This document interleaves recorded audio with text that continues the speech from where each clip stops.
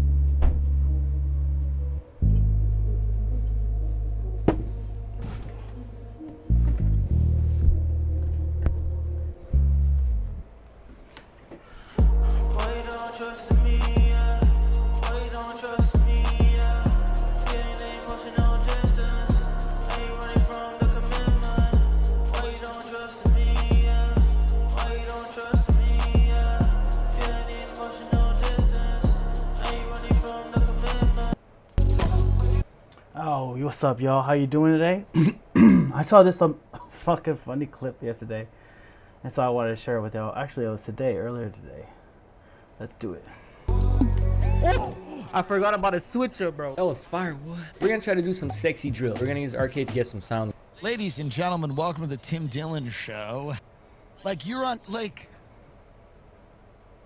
you walk into the Royal Palace and you're like, all these guards, you don't have any privacy. What? So I'm just saying,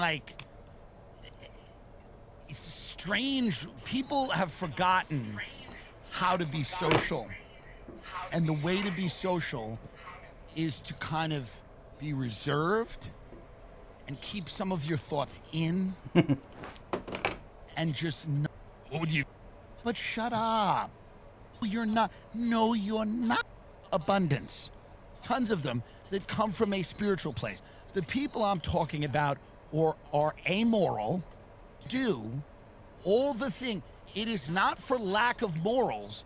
Case. There's not one friend I have that would have been knee-deep in money but was just a moral man. That's not one person I know. Everyone I know is scum, and they couldn't figure more things out because they kept putting powder in their nose instead of figuring out anything else except how to take a key and shove it up their nose. And there's nothing wrong with that. I'm just saying.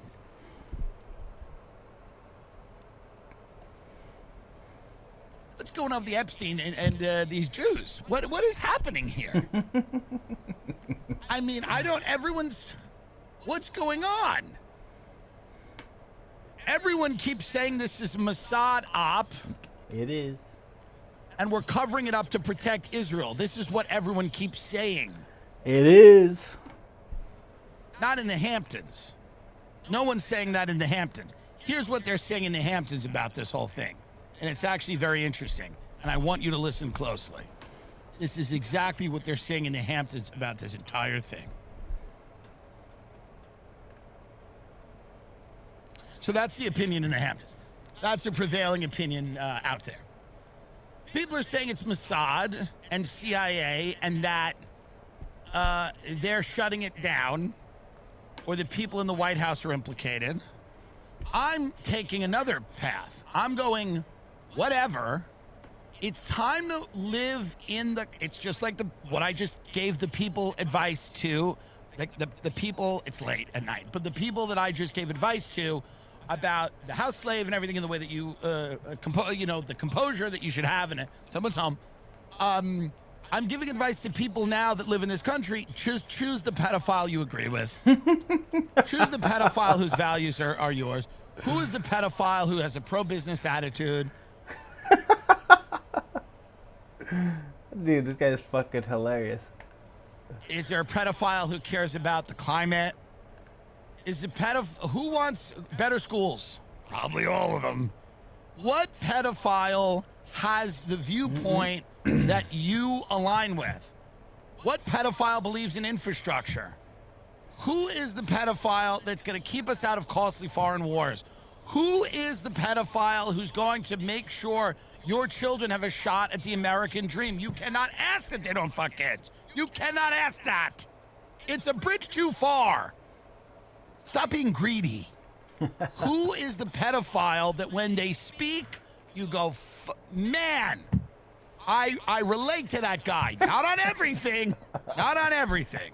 Not on everything. Not on the having sex with kids, which I'm sure he does because all of them do.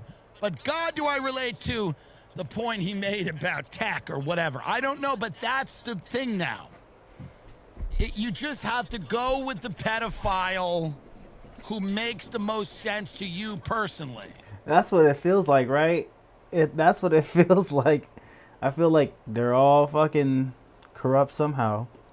And you just gotta pick the better of the two evils, right? There's no winning. It's just losing and less losing. There's more losing and then normal losing. And you're gonna argue with your wife about it. It's not gonna be easy. John, he's a pedophile. Honey, listen. Our taxes have been going up year after year. It's hard to pay the rent. Don't you want to own a fucking house? Johnny has sex with children. Honey, listen to me. I don't agree with everything this man does. John, this isn't about policy. He's a pedophile. Honey, I understand your concerns, but I work all goddamn week and I can't get ahead. And they're all pedophiles. I want this pedophile. He's gonna be good for us, honey. He's the better pedophile. Understands that a man like me needs to get his beak wet with money, not with children, with money. I want the beak wet with money. You'll have to clarify that. Me and this guy, we get it. Not everything. We don't get it all. Some of it I don't understand what he's doing, but I know honey has sex with children on an island or I don't know, is somewhere and he throws them into a furnace afterwards. And I don't agree with any of that. But that cut could be the down payment on our first home. Don't you want a home so that our kids can play in the yard? That pedophile's gonna do that for us. We need a pedophile who's on our side. When do we get a pedophile who's on our side in this country, honey? A pedophile who's not gonna get us into wars. What about a pedophile for peace? A pedophile for peace. When the Mossad emails him those tapes, he goes, so what, boys? So what? You got me fucking a bunch of kids on an island. But guess what? This war's not in our interests. Honey, it took a lot for that man. And then the women will start to get it too. They'll be like, I gotta be honest with you. I really didn't like, and they'll say this at town halls. They'll be like, I just want to say that I really judged you just because you are a pedophile.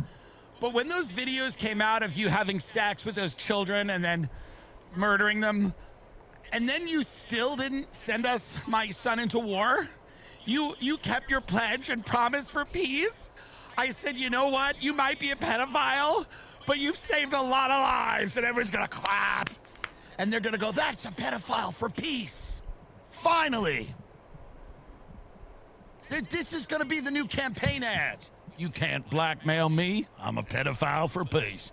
Sure, a couple of videos came out of me having sex with a mask on in a barn with a couple of younger women of questionable age. But I didn't shrink when I was blackmailed by the Mossad. I didn't shrink. I didn't send our brave men and women into war. I sat there and let them release video after video of me violently assaulting children. While I said to myself, I'm not gonna put my country in harm's way. I won't do it. I'm making investments in the future of this country. Sure, I'm a pedophile, but I'm a pedophile for peace. These war-torn pedophiles want to sacrifice your children. I just want to have sex with them. I'm a pedophile for peace. It's coming. Oh my god, bro. I'm a pedophile for peace is insane. Let me guess. You're thinking about going to therapy. And as a therapist myself, of course I'm going to say that's a great idea. But first, let's talk about the things they don't tell you. First of all, you're going to say, I'm fine. Like 300. It's coming. It's coming. Are my predictions ever wrong? Lizzo's kind of thinner now.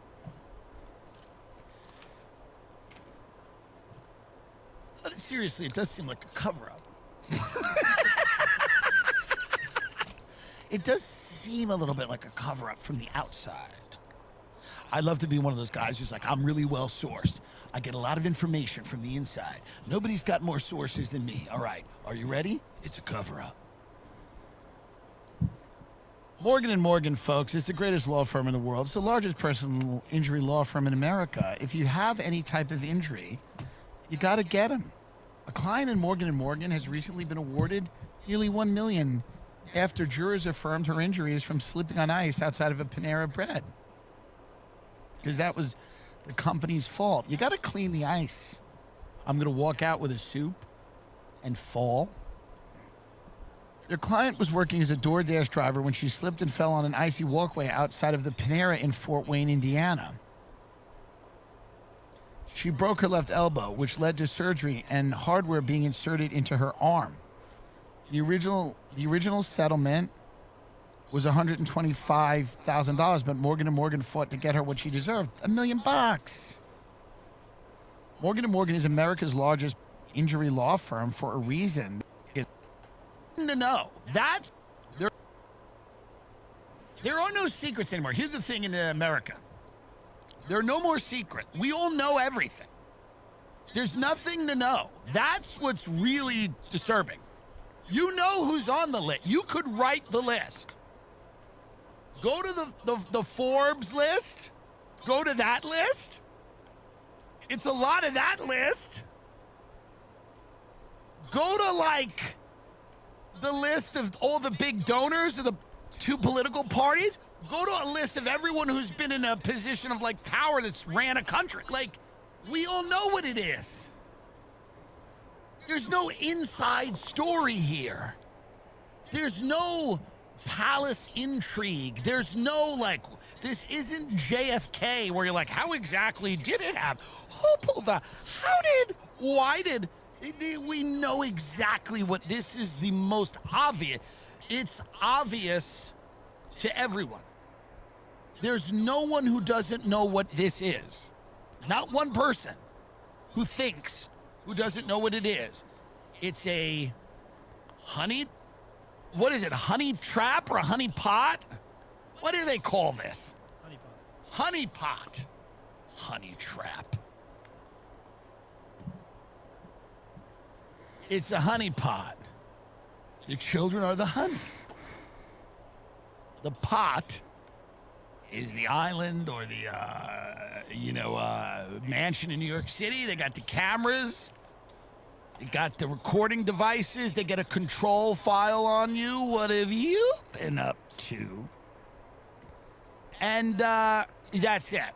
Well, why can't it come out? Well, what? What? What do you mean, why? What are you talking about, why?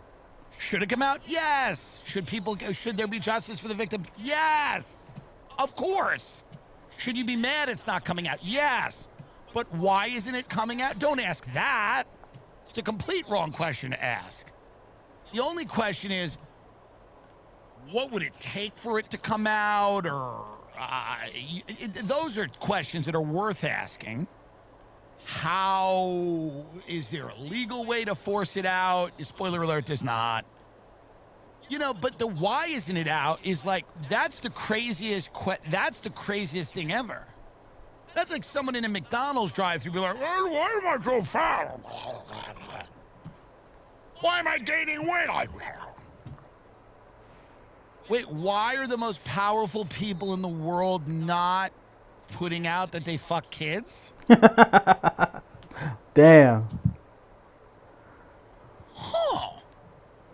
There's these people that like are kind of smart will like call me and they're like, why do you think that? And I go, what? That's not even a question. It's not a question. That's not the question. Obviously, why isn't it out? It's obvious to everyone why it's not out, because the most powerful people in the world. I think we say that, but we forget that that's like true, because social media. The most powerful people have on the list, bro. There's no way that shit's coming out unless we force it to. Now, I did hear that someone did hack the information and they put the list out. Now, I'm not sure how true that is. I definitely will check that out and see if it's true. I heard it's on Twitter somewhere. Now, Twitter's a dangerous place, but we could try to get on it. But it is a pretty crazy place. But or maybe someone made a YouTube about it. Hopefully someone made a YouTube about it, because I trust YouTube more than Twitter right now. But as far as not getting TOS kicked off of a stream. But yeah, we'll see how it goes after this. Makes you think that we're all like we're talking to presidents and vice presidents, and we're like, we go viral talking shit, and we're in the media, and like Tucker and whoever, and I get to talk to people, and like, I think people are like, whoa, like, wow, you're really like fucking serving fucking takes. Yeah, who cares? Yeah, no one cares. This is the whole narrative of like, these podcasts are swaying the elect. No. I don't think so. When it comes to getting to market in a more quick manner, Popular Pace helps us move quickly and efficiently, as we all. It's a lot of Joe listener. I'm gonna cook a deck for Pokemon while this is going on. Really enthused about Kamala Harris before Trump came on? Tons of them? No. Here's what it was. The idea that social media is this revolutionary thing is true to a degree, to an extent. There is truth to that. Even my little friend, on CNN, that girl who was a sweet woman, who looked like she lived under a bridge. That woman had some points. She didn't articulate any of them well, but the point was like, whoa, her whole point boiled down to like, things are a little different around these parts. That is true. But when we say the most powerful people in the world, we're not talking about like The Rock. You know what I mean? Like, and maybe The Rock's someone. I'm not saying he is. I'm kidding. I don't know. I'm not. When I say the most powerful people in the world, I'm talking about genuinely the most powerful people, rulers of countries, heads of state, billionaire industrialists, kings, princes, prime ministers, presidents, not podcasters, not comedians, not influencers, not the people that don't talk but have the power. Tucker, genuinely the most powerful people that run companies that suck oil out of the ground, that put minerals, that take rare earth minerals and put them in your phone, People that order troops into battle, people that start wars, people that assassinate political leaders, people that foment coups, the most powerful people in the world. And I know we're all yelling at them this week. We're all giving it to them. Hey, maybe Dan Bongino will resign. What do you think about that? They don't care. They don't know who it is. They don't know who he is. That's the most powerful people in the world. Now, I think a lot of people get it twisted because they're on their phone all day and they're like, and they get the idea that like the most powerful person in the world is like Theo Von or Andrew Schultz or me or, and I obviously don't think we're the most powerful people in the world, but people think we have a lot more influence than we do. We do not. We don't. We don't. We don't. The media, whatever you want to call this sphere, this space, whether you work at the Times or whether you're on a podcast, it doesn't matter. You can yell as loudly as you want. And then you go, well, what about the politicians? Well, they're all fucking compromised. So let's pretend there's a handful of them that aren't, and there probably are. They have no power. They're not the most powerful people in the world. And the President of the United States, he's the most powerful man in the world. No, he's not. No, he is not. No, he ain't. And if the last 6 months haven't showed you that, I don't know what will. He's not. It feels nice to say our president is the most powerful person in the world. It feels good. He's the most powerful person in the world. But really, the reality of the situation is he's not. He's not. And he can't wave a wand. And I'm not exempting Trump from blame. I don't think he's I don't think young chicks are his thing. And even his enemies tell you that. They're just not his thing. You know? I don't know what else he's fucked around with, but it's not young chicks. I don't think it's sex. I think whatever it is, he's getting pressure from a lot of people and he's succumbing to it. You know? He's not a brave, he's not a revolutionary. What?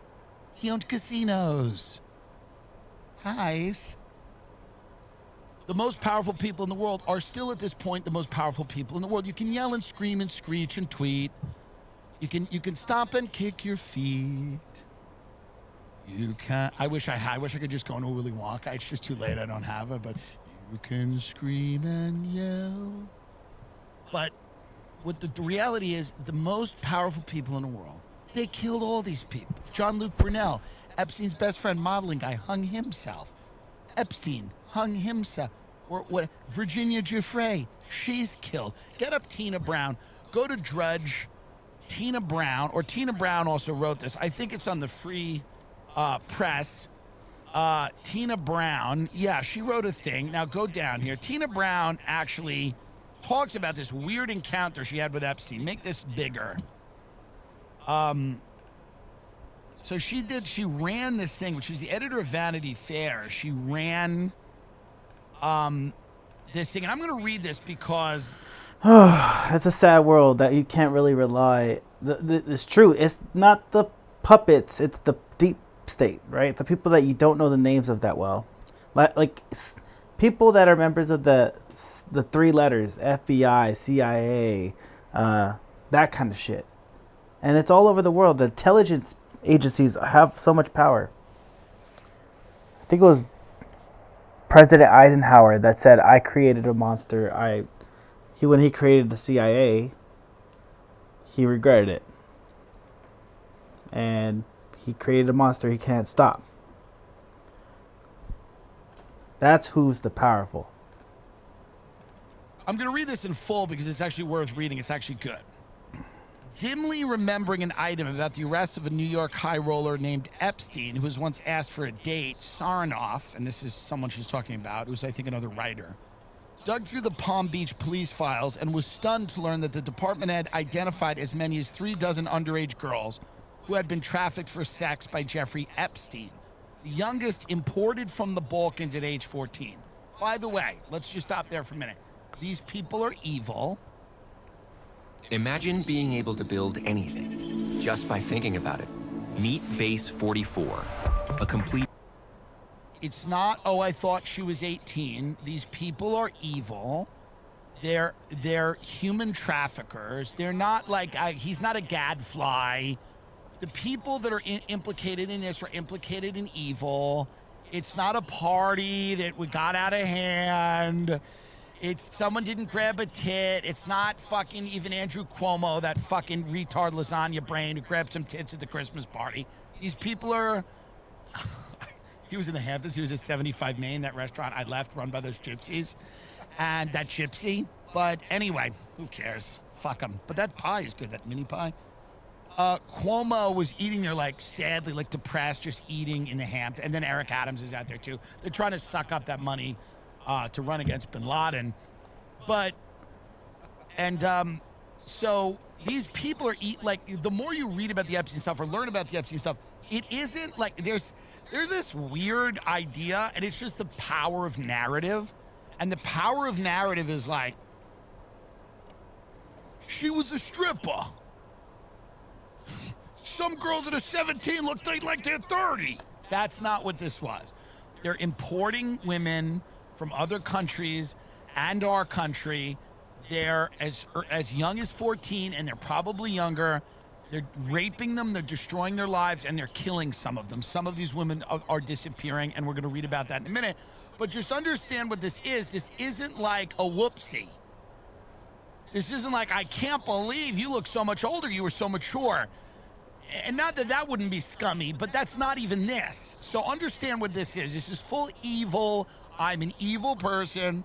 I'm going to defile youth and ruin lives.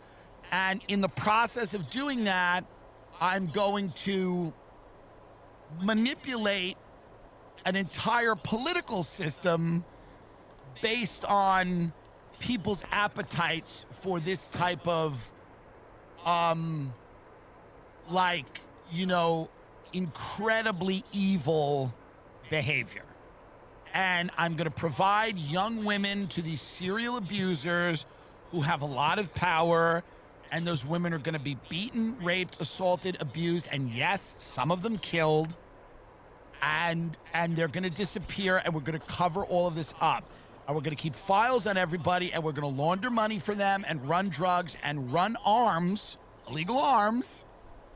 And we're going to do all of this, and there's going to be we're going to work within the underground economy, the parallel financial system that exists, and we're going to launder large sums of money, which is another Epstein skill that people like Whitney Webb talk about. We had her on the show many years ago.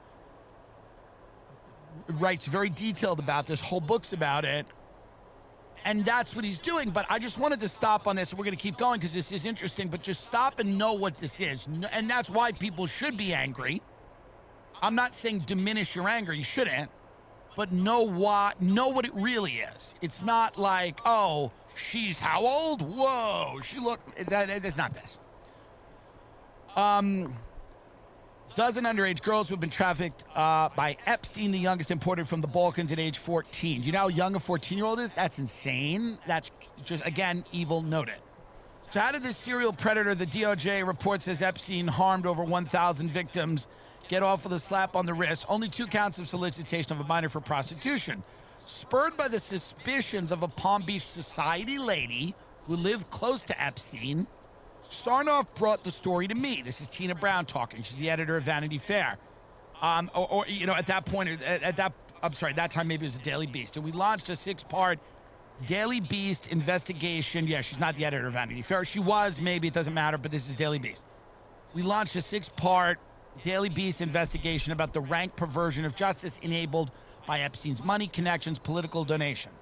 She revealed how Epstein's crack team of all-star lawyers discredited the young victims, many of whom had been abused previously or came from rough backgrounds.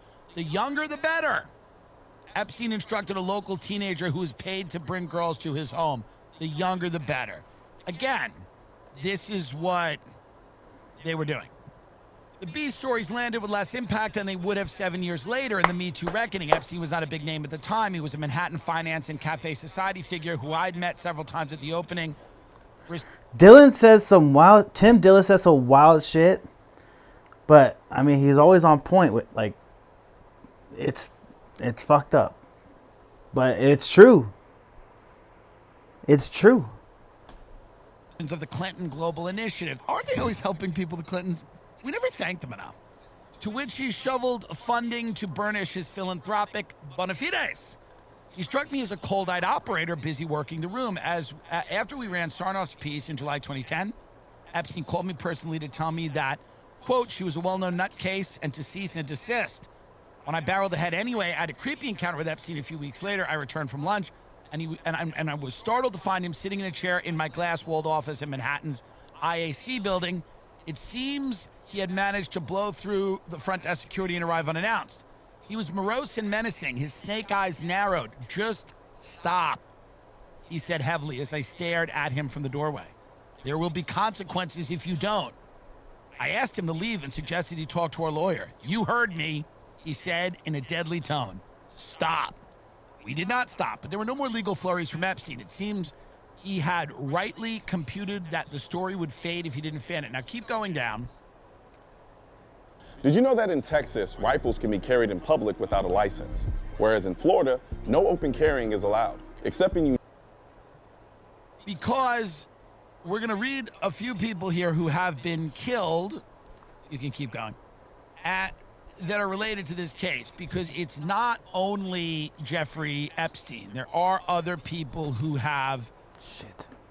So here, Conchita Sarnoff, who is a writer, reminded me, Tina Brown, that there have been 5 fatalities, counting Epstein's death, all associated with the case and the sad story. It's sad that they all passed away. The people that come forward, they just get fucking hit somehow. Somehow, some way, they fucking die. World that's swirled around him. Now, by the way, these are 5 that we know about. Some of them were higher profile people. May 30th, 2017, Lee Sky Patrick, who was 16 when she was sexually abused by Epstein, was one of his first victims to file charges against him in 2008, was found dead at the age of 29 of an accidental drug overdose in a West Palm Beach motel. August 10th, 2019, Jeffrey Epstein was discovered hanged in his cell. February 19th, 2022, Jean-Luc Brunel, a close Epstein partner in Sleaze, whose modeling agency MC2 is a major funnel of trafficked underage girls to Epstein and his circle, apparently hanged himself with knotted bed sheets in his cell while awaiting trial at Lasandy Prison in Paris for an alleged rape of a minor and sexual assault. May 23rd, 2023, Carolyn Andriano, a 36-year-old mother of 5, was found unresponsive on the floor of a West Palm Beach hotel room. Andriano was abused by Epstein starting at the age of 14, servicing him at his Palm Beach mansion more than 100 times. Her testimony was key to the conviction of Epstein. Procuress Ghislaine Maxwell, who is now serving a 20-year sentence in a federal prison in Tallahassee, Florida. April 25th, 2025, Virginia Giuffre, a 41-year-old mother of 3, committed suicide in Australia. Those are people that were provably connected to Epstein publicly and through court filings and everything else. Their deaths are suspicious. You kill one journalist, you silence 1,000. That's kind of the, you kill one person, you silence 1,000. That's kind of the way people look. People get scared. When an authoritarian dictator, whatever, kills one journalist, 1,000 of them go, you know what, maybe we won't pursue that story. And the same could be said if you get rid of one victim with information, the rest of the victims go, hey, you heard what happened to her, right? I would, take your foot off the gas. Let's live and let live and let's move on. Between processed foods, environmental toxins, and the stress of just existing in today's world, feeling right has become the norm. A lot more fun. First subscription. Everyone I know. I had a friend who was feeling like sluggish and started taking this, and now they're literally the leader of the world. Like, it's a secret group, so you don't really know who he is, and I won't tell you, but he's like the leader of the secret group of the world because he started taking this and he started focusing on his gut health. And it was weird because he literally was delivering pizzas and living with his brother. 6 months later, he's literally running a secret world group that controls all the resources. That's armor.com/Tim, ARMRA.com/Tim. You don't even have to do that if you want to. If you wanted to just feel better and go on longer walks, that's fine. But he's literally leading the world. They're building underground bunkers and they're preparing for massive disaster, and he's going to live forever. Armor.com/Tim. That's ARMRA.com/Tim. Deeply evil, deeply troubling. I think Trump knows they'll kill him. I think Trump knows that they'll kill him. I think he does. Truly. I believe he knows that. I believe he knows that the people that killed all of those people would find a way to kill him if this came out. I believe that he knows that. I believe he believes that some faction of those people tried to kill him already. Don't quite know who, but I believe that is what he believes. I don't know that. I don't have any information on that. You know, like I can't tell you, like it's not like like someone told me that. I don't know what else evidence-wise you would need. I think Trump likes living. I think he's got a lot of good things about him and some bad things, but I don't know that he's a selfless hero. I don't know if you look at his life. I mean, yes, he's done a lot. You know, Bannon talks about, you know, the hero's journey or whatever, pumping the fist. All that's incredibly impressive. I don't know if he's dying for this. I don't know if he's dying to drop a dime on everybody. I can't. Now, there's financial reasons he probably doesn't want it out, and there's business deals, and there's the future. But you got to remember, let's go back to the very real reality of the people that fuck with this die. They're gone. And I don't think that's lost on Trump. Again, this is my theory. My show is my theories. You don't think they're interesting, you don't have to listen. And maybe you think they're entertaining and I'm wrong. But do you think it doesn't cross his mind that all these people have died? You think that doesn't enter into his mind? Someone's killing someone. Someone's killing. I mean, all these people are dying. It seems weird. Somebody's getting killed somehow with this case. And that's not lost on him. I don't think he doubts that if he were to do something here that would implicate the level of people we're talking about, his life might prematurely end. Might not. But it's certainly a possibility. It's on the table. The other thing that's on the table that the media is now running with, bless their heart, is that nothing happened. That's actually a theory. That Epstein was like a creep, and Trump even said, this creep. A creep is a guy that goes up to a woman at a bar and goes, how's your husband? I'm a big fan of that guy. That's a creep. A creep is not a guy that imports a 14-year-old from the Balkans to be raped in America by a billionaire. That's not a creep. That's an evil monster. That's a big difference in definition.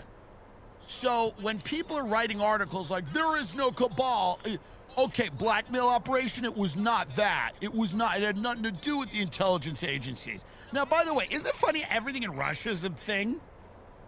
Everything Putin does is an Orwellian conspiracy to take over the world. He's going to invade every country tomorrow. Poland, he's marching into Poland. He's going to invade every country. He's killed everyone, every journalist. I'm sure he's killed a few people. I don't doubt it. But definitely killed a few people. He'll wipe people out, bro. Every shooting, death, every oligarch, it's all directly attributable to him. Every oligarch who dies, and by the way, a lot of oligarchs are getting whacked, and some of them are probably on his orders, and some of them are on other people's orders because some people are in this for the love of the game. Now, but everything's Putin. And China, and I don't doubt that China's doing nefarious shit. But it's always a vast conspiracy with China's behind it. Dubai is funding everything, and they're in the colleges. Dubai brought all the trannies to do the Gaza protest. He's going deep in the conspiracy right now. But, I mean, it might be true, might not be true. What? Doesn't even make sense. They don't even have trannies over there, really. They don't have a ton of trannies in Dubai. Well, no, but they came and they brought all their Dubai trainees for the Gaza protest. What? Who? But we're all supposed to believe that everything's manipulated by somebody. Russia installed Trump. He's the Russian president. So everything, and then they all come on my show, Chris Cuomo, all of them, they go, what are you guys so excited these conspiracies are obsessed about? What? You just told me Dubai runs the colleges, Russia installed the president, and you told me that Emmanuel Macron's wife is a woman. These are all lies. Kidding, that's fun. Candace will play that. It's called cross-marketing, actually. But this isn't? Hold on a minute. Russia installed the president. Dubai shipped the trannies to Columbia University to beat the drums for Gaza.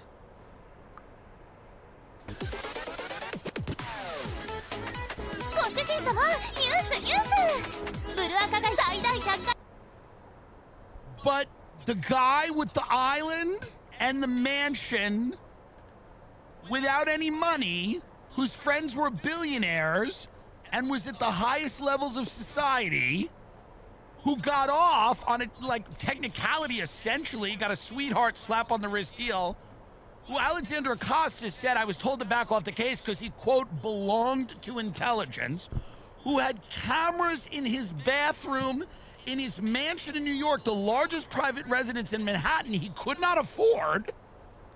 He had a private island, a ranch in New Mexico. Many, many, many women testified that they were ordered to perform sex acts on VIP clients while cameras were rolling. The Attorney General of America, Pam Bondi, told us there were 10,000 hours of child pornography. Think about that. And the guy, when he's going to stand trial, when he's on suicide watch in the most heavily surveilled prison block in America, hangs himself because the guards fell asleep and the cameras didn't work. That's not a conspiracy. That's the only one that's not. Dubai shipped the trannies to Colombia. Russia installed the president. But there's no fuckery with this. This is just a rich guy with a couple of wacky friends in an island. And it was a comedy of errors. They all just kept full. He just wanted to fuck a bunch of kids up all by himself. Thousands of kids on an island, surrounded by so many guards, just to fuck around. In 12-year-old pussy, and then they hung themselves by accident. But everything else is a conspiracy in our society. Everything else. It seems odd. It seems like the one that implicates our people is just a bunch of lemony snicket, a series of unfortunate events. Isn't it odd to anyone that there's people writing op-eds and these are like smart people and they go, well, there's conspiracy, that's the whole thing. Everyone loves conspiracies because and actually this guy, yes, there's bad people out there. Bad people do bad things. That's the intellectual response to this. Some people are rich and they're bad. Yeah, prosecute them. You work hard to take care of yourself. Your hair should be no different. Whether you're noticing early signs of thinning or just want to keep the hair you've got, Nutrafol Men is a physician formulated for men and clinically tested to improve hair growth and hair quality. Invest in your hair now so it sticks around for the long run. To be honest, going to the barber can be a hassle. I love talking to the guy, but it's another errand to run after a long week. The upside, I still have enough hair if I need a cut. If you want to keep the hair you have and see thicker, fuller hair, Nutrafol Men has you covered. Clinically tested and science-backed, Nutrafol Men targets root causes of hair thinning from within so you can keep and maintain the hair you've got. An investment in your hair is an investment in yourself. Nutrafol is the #1 dermatologist recommended hair growth supplement brand, trusted by over 1.5 is responsible for on your head. Get up this Free Press article by this guy. I didn't want to do this, but I have to do it. I try to like Barry Weiss. She told us recently the Soviet Union was responsible for anti-Semitism. Barry! I mean, really? They go, where's all this? Jillian Michaels, the fitness trainer, is interviewing Barry Weiss. Barry, who will not come on the show. She goes, why is everyone so mad at Israel? She goes, well, the Soviet Union has actually been doing all the... Soviet Union's doing it. Well, glad we cleared that up. She's like, it's actually the... it's the Magna Carta. Actually, it's very anti-Semitic. The Free Press. So this guy, Sadonovic, he wrote this article, the Free Press. So the Free Press ran these two articles. One of them, to their credit, by Tina Brown, the article we just read, where she goes, yeah, there is something going on. And Tina Brown was like, these MAGA loonies do have something going on. But then this other dude, yeah, the Epstein conspiracy theorists will never be satisfied. By the way, you haven't even tried to satisfy us. You haven't even tried. There's been no attempt. There's not even a half-hearted attempt to satisfy us. Make it bigger. I'm going to have to read this, folks. You're going to have to bear with me because it's completely insane. As a therapist myself, I know how important it is to be able to have someone that you can talk to about your problems, to bounce ideas off of, process your traumas and your stressors, especially when life is getting out of hand. And although everyone should have a therapist like that they can talk to, sometimes it's difficult to find the right person who's the right fit for you and your needs. Thankfully, BetterHelp has an online quiz and tool that streamlines the entire process for you to better help you find a therapist that's going to meet your needs by asking you what your preferences are, what your experiences are, what kind of therapy style you're looking for, and that way it can match you up with the best therapist specifically for you. And thanks to BetterHelp's online platform, actually communicating with your therapist, whether it be via messaging, phone call, video chat, is incredibly easy. You can communicate with your therapist at times that are the most convenient for you so that you can have flexibility to communicate with them not only anytime, but also anywhere. Whether that be at home, at a park, in your car, whatever's most convenient for you, things are flexible so you can get the help you need when you need it. So if you feel like you're on hard times, you can try out BetterHelp for yourself.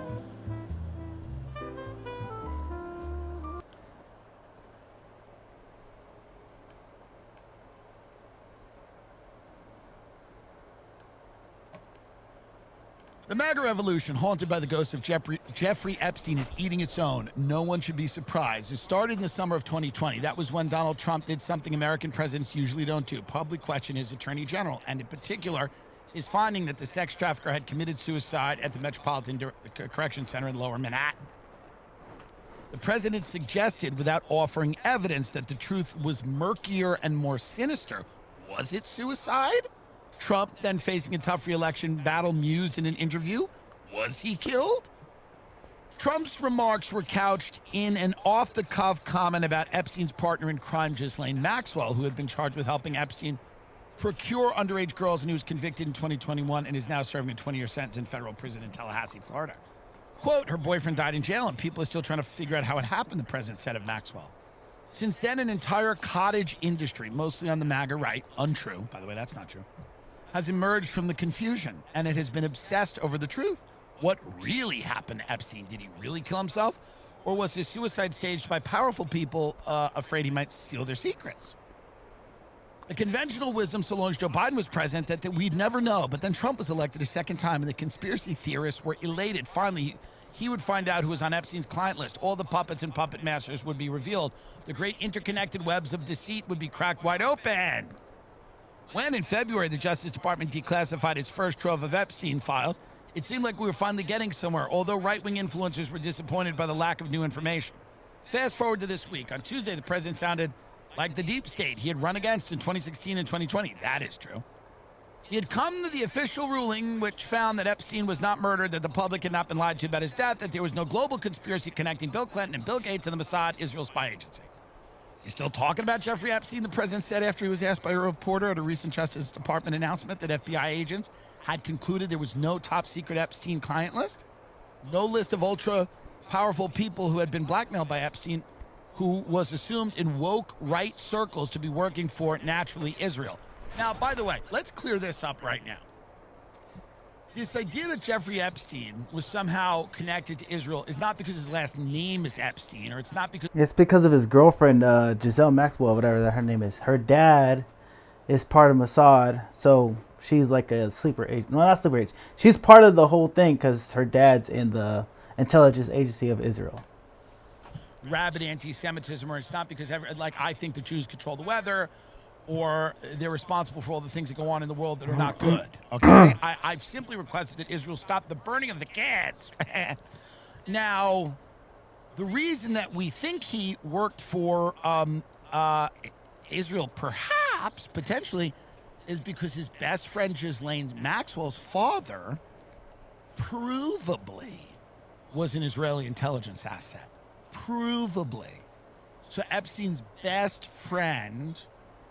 Like, if I was doing a lot of mafia shit and my best friend's dad was a big mafia guy, like, if I was doing mafia shit, like extorting people and whacking people or whatever, eating pasta, and I do that. But, like, all the other stuff, I was behaving in a mafia-like way.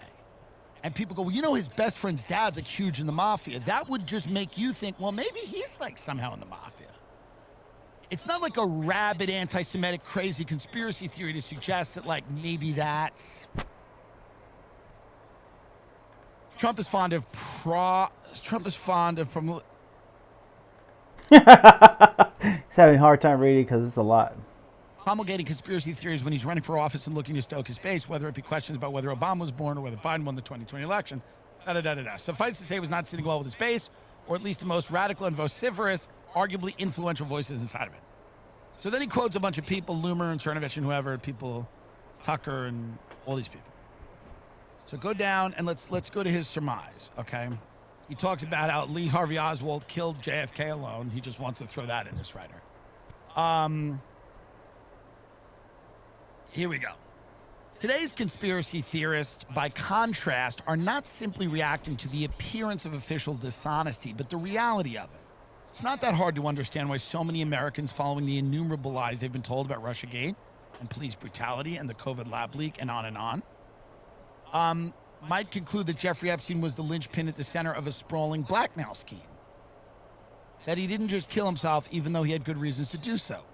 That he was actually being silenced by the powers that be to ensure that the powers that be would never be unearthed. And yet, two things can be true at once. We can be lied to about some things, but not all of them. Okay. I mean, alas, it's very difficult to make people believe that the Epstein plot is not a plot, because the whole sorry saga does reveal that some of the most powerful people on earth are depraved and spineless, and they do sick things like sleep with 14-year-old girls. Okay, how about arresting them? Like, his point is like... The way they're going to arrest them is the global, like I said, global, so multiple countries involved in this. So we could start here. Just send out the list. I heard somebody hacked to get the list recently. So it might be possible, actually. It might be on Twitter, which we'll check later on. Crazy point. He's like, well, yeah, I mean, there are a lot of terrible people committing crimes, and they are the most powerful people in the world. Right. What's more, it appears to confirm the original pedophile faux scandal Pizzagate, or at least it appears to confirm that the nutbags who insisted Democrats were trafficking in young women were not all wrong. And yet we should avoid conflating one immorality with others. A lack of character with a much more ambitious plot to control the money supply or wage war or whatever else it is that some of the more outlandish Epstein conspiracy theories allege. Over 8,000 men have permanently broken free from the P word by watching one single video training that you can actually watch by clicking the link below. But I want to give you 2 reasons why you should not watch that video right now. And we should steer clear of the fallacy of composition, the mistaken belief that because one part is corrupt, the whole is corrupt. Meaning the whole of our institutions, government, universities, major corporations is not owned by some invisible demonic Zionist entity. But, by the way, no one's saying that. People are saying Jeffrey Epstein ran a blackmail operation. It's like crazy. No one's saying that everything in the world is controlled by this demonic entity. Some people are, but most serious people are just going, no, he clearly ran a blackmail operation for someone. Yeah, there's no way he just got thousands of girls on an island guarded by everybody, like by AK-47s and shit, by guards, just to fuck for himself. That don't make no sense. Why would you do all that just to get all the girls for yourself? The little girls, you know what I'm saying? Like, it was to serve. It was a service. Multi-billion-dollar service industry right there. All right. Maybe he was selling us to the highest bidder. Maybe it wasn't that it was one intelligence agency. Maybe some intelligence agencies wanted info on other. I don't know how it was structured, but like this idea that it's like an insane. I mean, listen to this. Go to the last thing, right? But yes, there are terrible people across the globe who have ascended to the highest echelons of institutional power, and they are disgraced, and they should be rooted out. And until they are, the distrust in those institutions will not abate. But no. As the President of the United States has discovered, there is no surreptitious choreography taking place behind the veneer of the everyday. We are not being manipulated. The manipulation, if that's the right word, is of our own design. It is a reflection of our atomization and our vacuousness and cannot be so easily extinguished. I don't think it can be easily extinguished. And anyone who attempts to extinguish it, including the President, the author of our many delusions, will be disavowed, discredited, assumed to be part of the greater covenant. So this guy wrote this paragraph. Yes, there are terrible people across the globe who have ascended to the highest echelons of institutional power. And the next paragraph goes, but they're not manipulating you, and they wouldn't try. That is a contradiction in itself. The people in charge definitely want so much little information to give you that you can't say anything. I mean, this is an article. It was written, edited. It's out there. People are sharing it, I'm sure. People think it's like a smart. This is like stuff that the so-called smart set chattering class reads, and they pat themselves on the back. Good work. So there are terrible people at the top, but they're not working together. They're just bad, and they do horrible things, and they sleep with 14-year-olds, and they're depraved and spineless.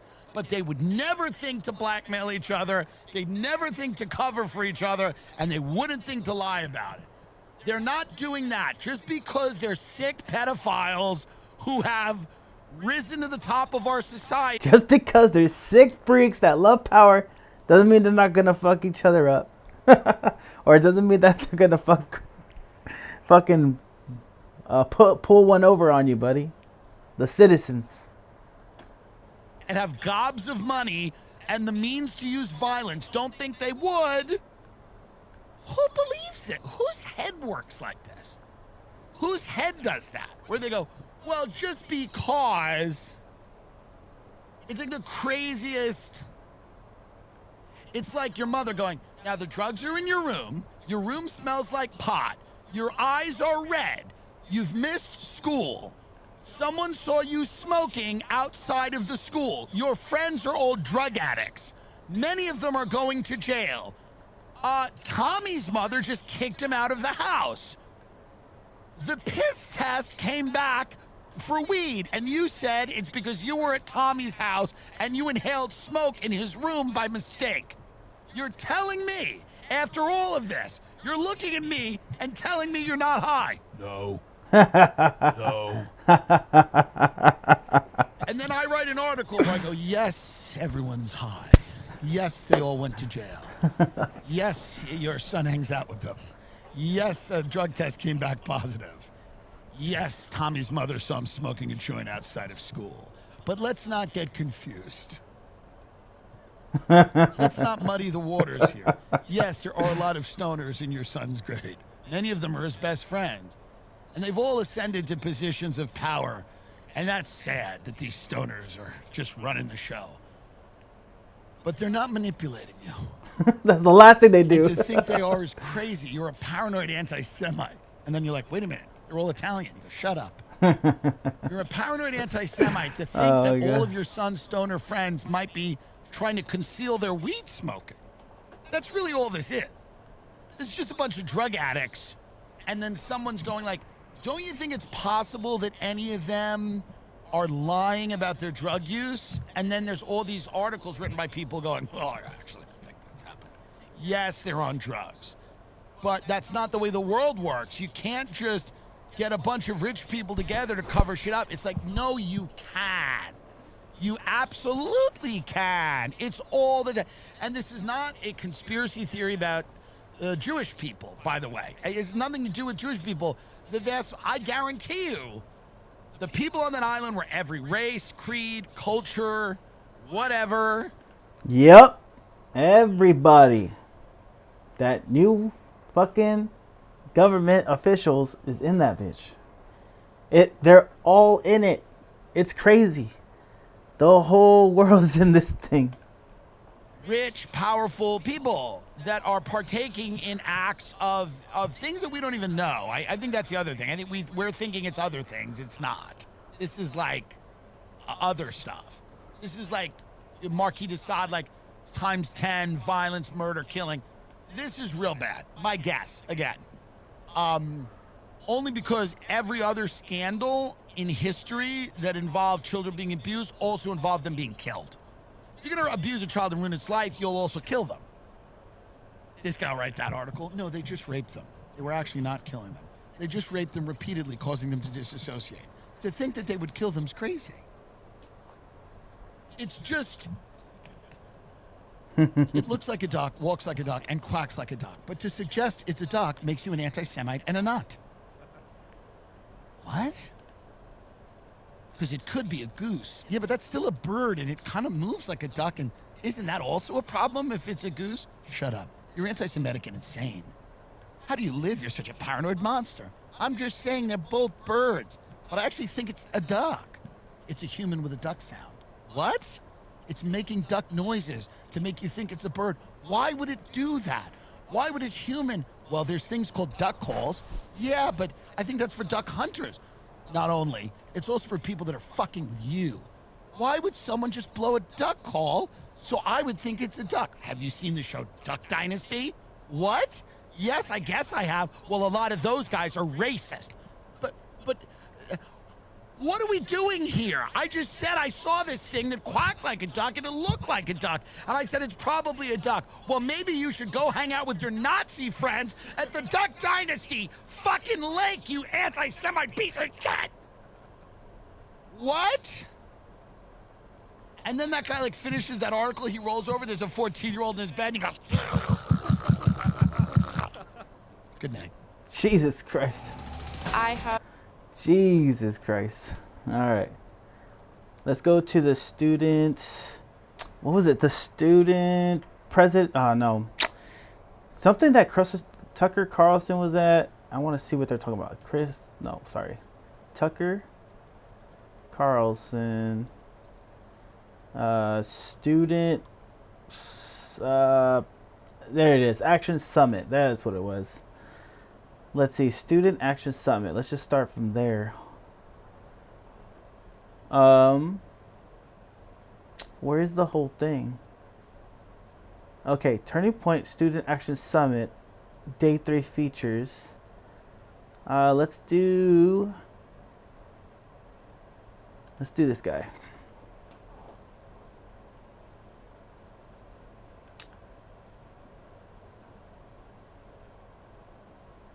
That's Charlie Kirk, I think, right here. President Donald Trump represented for them a way to try to get everybody's attention that things were not all right for this generation. You see, I spend a lot of time talking to the next generation. We just did an entire Prove Me Wrong with many of you out in the hall. I did over 100 hours of campus debates this last semester, 200 hours in 1 year, over 65 campuses that I visit. And a through line is repeated, whether they're Republican or Democrat or conservative or liberal. There is an angst, there's an uneasiness, there is a worry, there is a concern. And they say in no uncertain terms, Charlie, I'm trying to get my leader's attention. I can't afford a home. I can't afford basic necessities.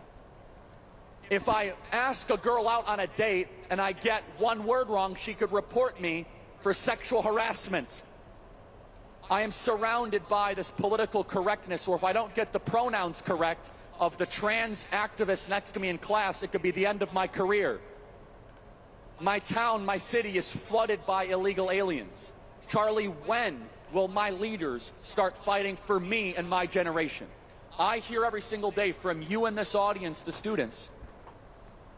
Charlie, why is it that we spend hundreds of billions of dollars on wars abroad, but our own generation has to go endlessly in debt to pay our medical bills and suffer under credit card debt? Why is it that why you, the next generation, where is have to the compete? one? Trying to find the one with Chris Tucker. Chris Tucker. I'll just put Carlson. Tucker Carlson.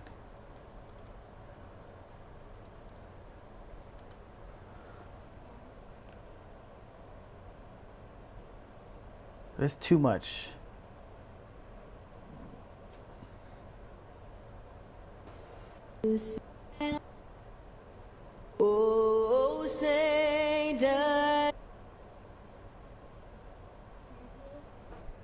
Oh, hey, what's up? I'm trying to burp, but I can't. Uh-huh. You trying to burp, but you can't? But it's bothering me. You want to try to drink some water? See how... I already drank some water. You can't In burp well right now? over 50 years, and the I know numbers what show you it. think you burp. This is the greatest generational realignment since Woodstock. I don't know how that happened. I know how to make it burp. It keeps me awake. Yeah. Now I should go talk to you. So there's Hello. My name is if you Adam go Ferrari, downstairs, I'll Chief get it for you, Executive but Officer of there's Phoenix a can Energy. of soda. I look forward It'll to help you you joining burp. us. Ladies and gentlemen. If you get a can of soda, like the carbonation, it'll help you burp. You want to get it? Yeah. All right, I'll go get it. I'll be right back, guys. Let me get something real quick. I'm right. Let me get this new window open, and then go to my YouTube. I'll be right back. I'm gonna get something real quick from downstairs. Hold on.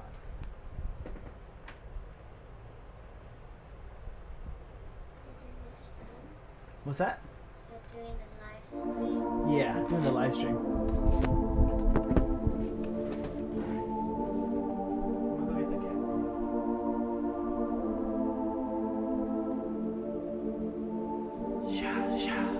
Always had a dream, money on my sleeve. Shawty, she a freak, always down for me.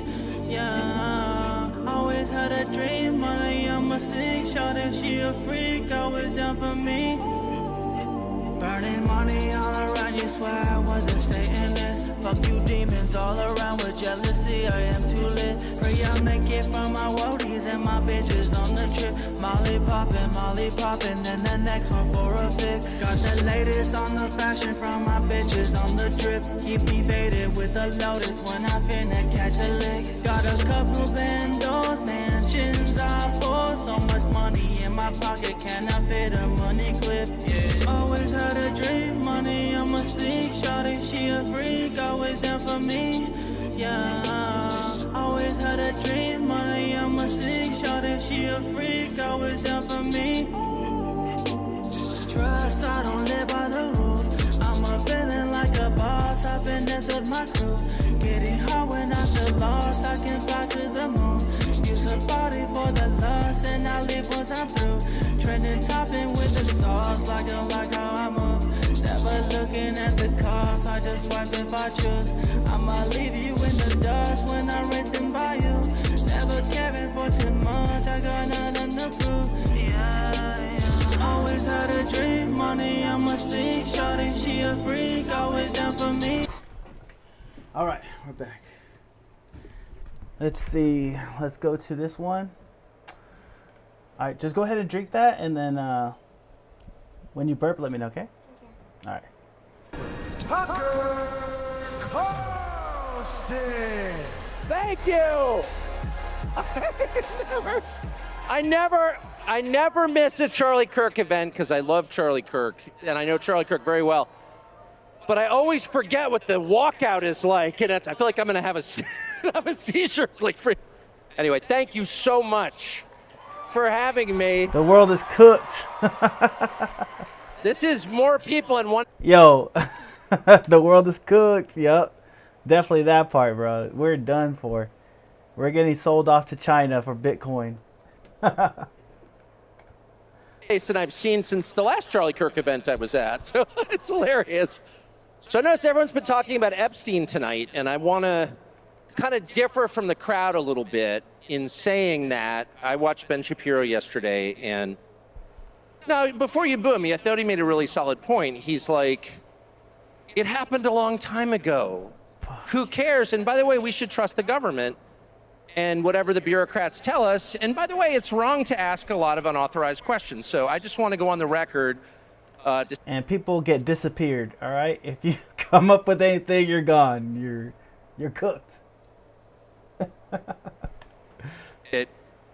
No, to say I think that's absurd. And it's exactly the kind of thinking that I personally voted against in the last election. In the last election, I spent a lot of... I heard Charlie Cook is Charlie Carlson, sorry. Tucker Carlson. I can't even talk right now. Tucker Carlson is, like, low-key racist? Oh, she's just trying to burp. So I gave her the LaCroix. Okay. All right. A lot. No? Yeah, it's tough. Your dad came up too. Yeah. All right. So I heard this guy is a racist, bro. Like, I thought he was just like a nationalist, but he only like rocks with like Candace Owens and like people that don't act black, I guess. I've never really seen him around black people from what I've never really thought about it, but two people mentioned it today. I was like, oh shit, I gotta pay attention more. I know his dad is the FBI fed, so this guy is like FBI low key. The month of October, campaigning with and for the president. I voted for the president. I never vote for anybody generally. I know they're always telling you must vote or you can't have an opinion. Oh, shut up. I don't like to vote, but I did vote this time. And I don't like to vote because I don't believe in any of them. And this time I really felt like I know Trump well. I love Trump personally. And what we were looking at was just so awful and totalitarian and stupid. And it wasn't even the arguments that I disagreed with from the Kamala Harris. It's weird to even say her name now. Who was that exactly? It was like a... Who was Kamala Harris? Who the fuck was she, bro?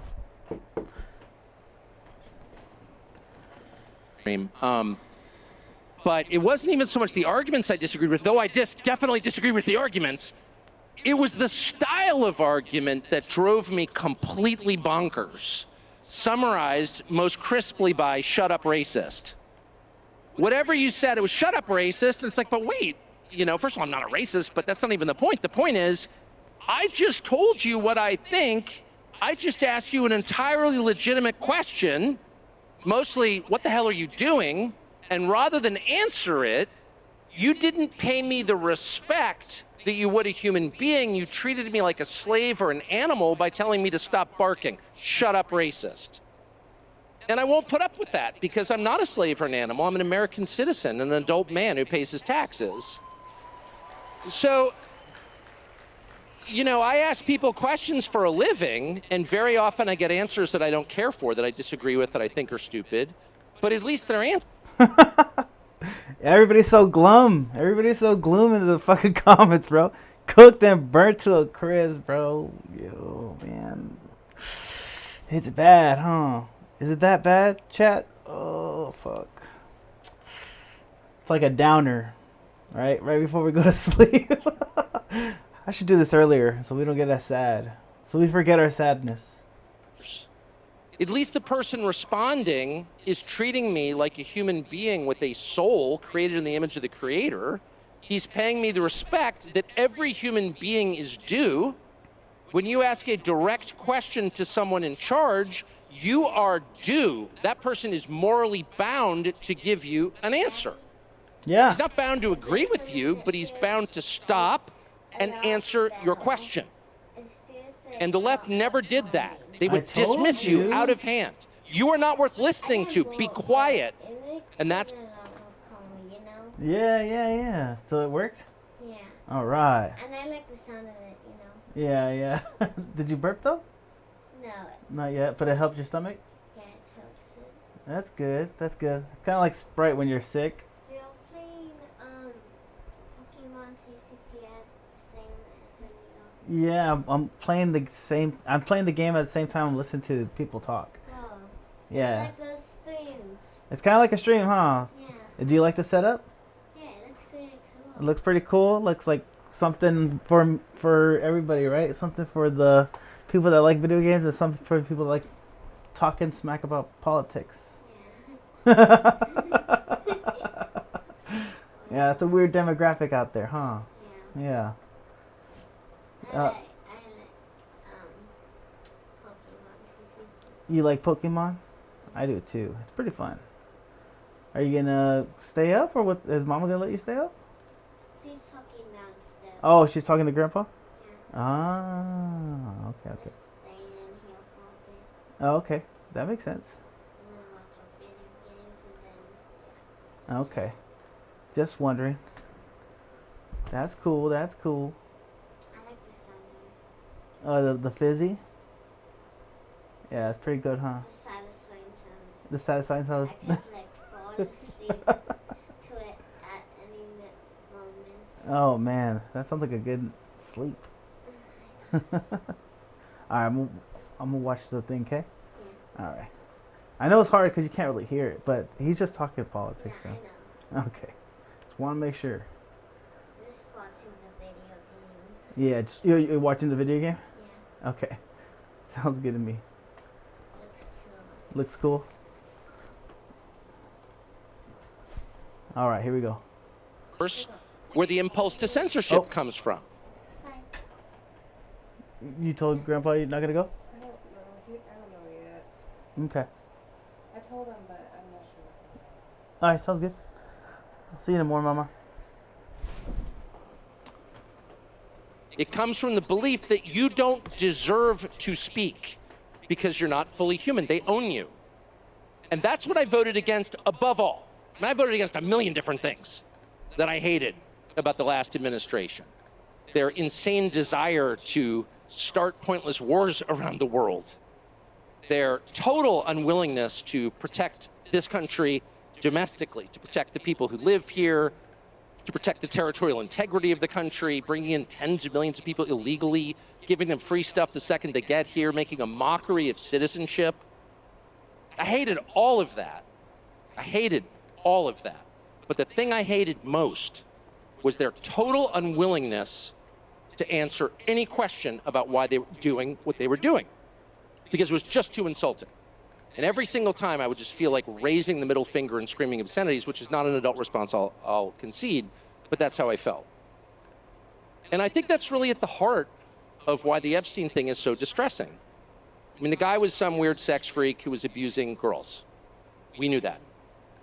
But the fact that the US government, the one that I voted for, refused to take my question seriously and instead said, case closed, shut up, conspiracy theorist, was too much for me. And I... See this, that's what $555,000 looks like, and if you're like most people, that amount of money would change your life. Here's the crazy part. They just paid that much out to each person who was abused in juvie in LA. That's $4 billion. I don't think the rest of us should be satisfied with that. And by the way, let me just say really quickly, because I was so mad about it that I think I found out part of what's going on. I think we are going to find out more. And I think the truth, for whatever it's worth, in case you're interested, is that the DOJ didn't release lots of incriminating sex videos with Epstein and his billionaire pals because they don't have them.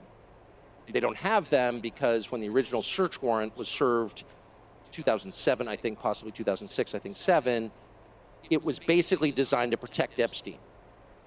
The search warrant was written in such a way to make sure that the feds never got their hands on the actually incriminating evidence. It's another way of saying the cover-up has been going on since 2007, almost 20 years. And so the real question is not, was Jeffrey Epstein a weirdo who was abusing girls? Yes, we can answer that. The real question is, why was he doing this, on whose behalf, and where did the money come from? And those are the questions that need to be answered. And I think it's entirely fair to ask them. And it's not adequate to say anyone who asked them. 20 years of fucking tomfoolery. Bro.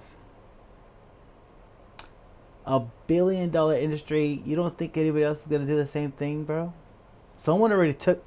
I'm sure somebody already took over the fucking or the idea, moved it along. It's still going to this day for sure. And now everybody's worried about that list, and that's the old list. We're gonna get a whole new fucking list. A whole new bunch of pedophiles. Is somehow desecrating the memory of little girls who died in Texas. I'm not going to put up with that answer. I don't care who gives that answer. That is not acceptable. And I think the real answer is Jeffrey Epstein was working on behalf of intel services, probably not American. And we have every right to ask, on whose behalf was he working? How does a guy go from being a math teacher at the Dalton School in the late 70s with no college degree to having multiple airplanes, a private island, and the largest residential... Yo, this fool got the hookup, bro.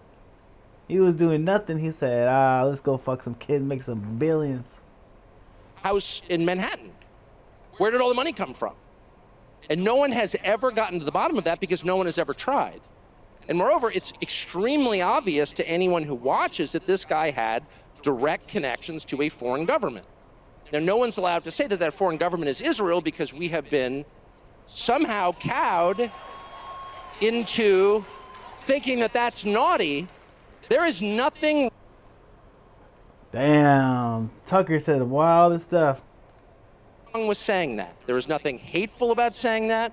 There's nothing anti-Semitic about saying. There's nothing even anti-Israel about saying that. I've spent my entire life pretty much in Washington, where I knew and loved a number of people, including one very close person who worked at CIA. That has never prohibited me from saying, I think the CIA has done some horrible things, murdered a bunch of people, participated in the murder of a sitting U.S. president. It's got a whole trail of crimes. That doesn't make me a disloyal American. It doesn't make me anti-American in any sense. I was born here. My family's been here for hundreds of years. I love this country. That's why I live here. So criticizing the behavior of a government agency does not make you a hater. It makes you a free person. I mean, that's what we want to do, right? Be independent thinkers and not be part of this hive mind. The MAGA riot and the Democratic left, like they're just fucking cult-like activities. Makes you a citizen. You're allowed to do that because you're not a slave, you're a citizen. And you have a right to expect that your government will not act against your interests, and you have a right to demand that foreign governments not be allowed to act against your interests. That's not creepy. It shouldn't be forbidden. And yet all of us have trained ourselves to believe that you can't say that somehow. That that's like too naughty and forbidden. And the effect of making that off limits has been to create a lot of resentment, and I'll say it, hate online. Where people feel like they can't just say, like, what the hell is this? You have the former Israeli prime minister living in your house. You have had all this contact with the foreign government. Were you working on behalf of Mossad? Were you running a blackmail operation on behalf of a foreign government? By the way, every single person in Washington, D.C. thinks that. I've never met anyone who doesn't think that. I don't know any of them that hate Israel, but no one feels they can say that. Why? And I think the longer that we play along with it, the more subterranean and creepy and hateful the conversation actually becomes. So I think it's better just to say it right out loud. Did this happen? And of course, that question has been asked to the government of Israel, and their answer is, we're not going to tell you.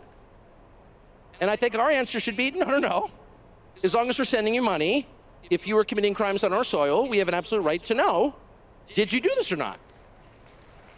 And yet everybody has been so brainwashed into thinking that's somehow an expression of hate or bigotry, when it's not.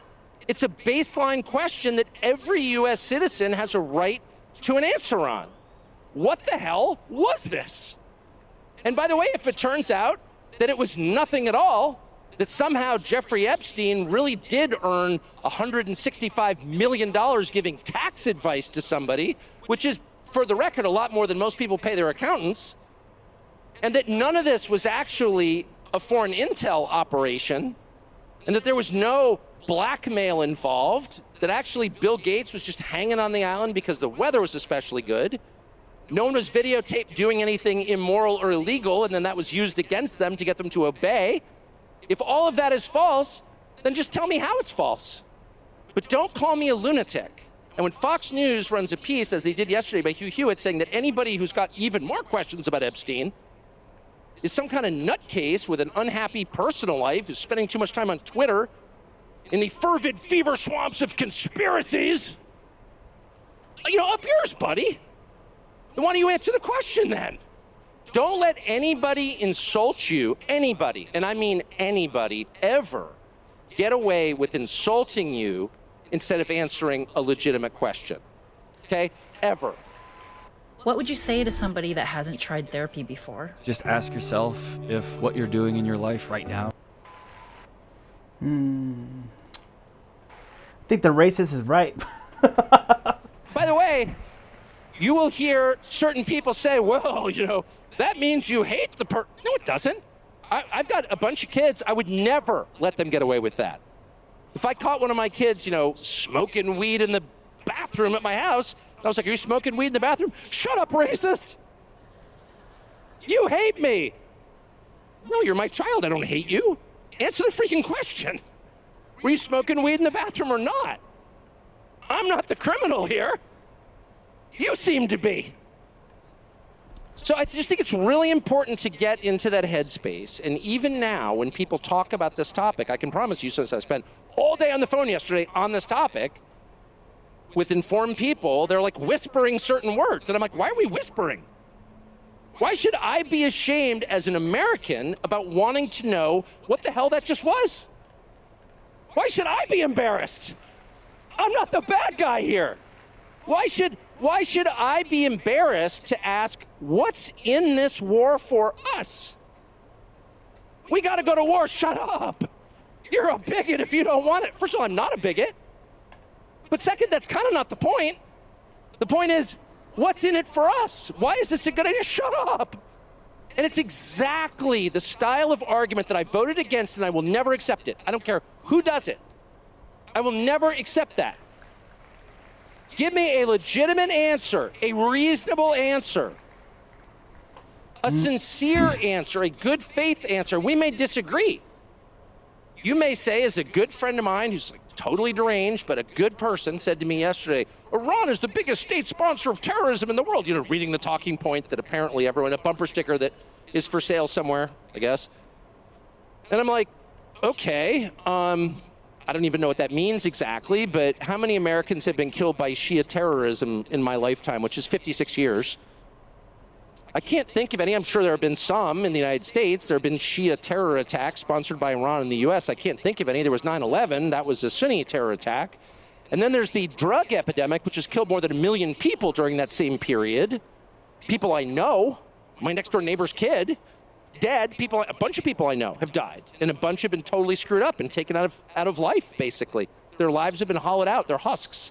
They've been totally destroyed by drugs. That's the reality that I live in the United States. That fucking fentanyl, baby. There it is. Posted, bro. They're posted. They're stuck. So you're telling me Iran is a bigger threat than the people peddling this garbage? I don't think so. Not where I live, it's not.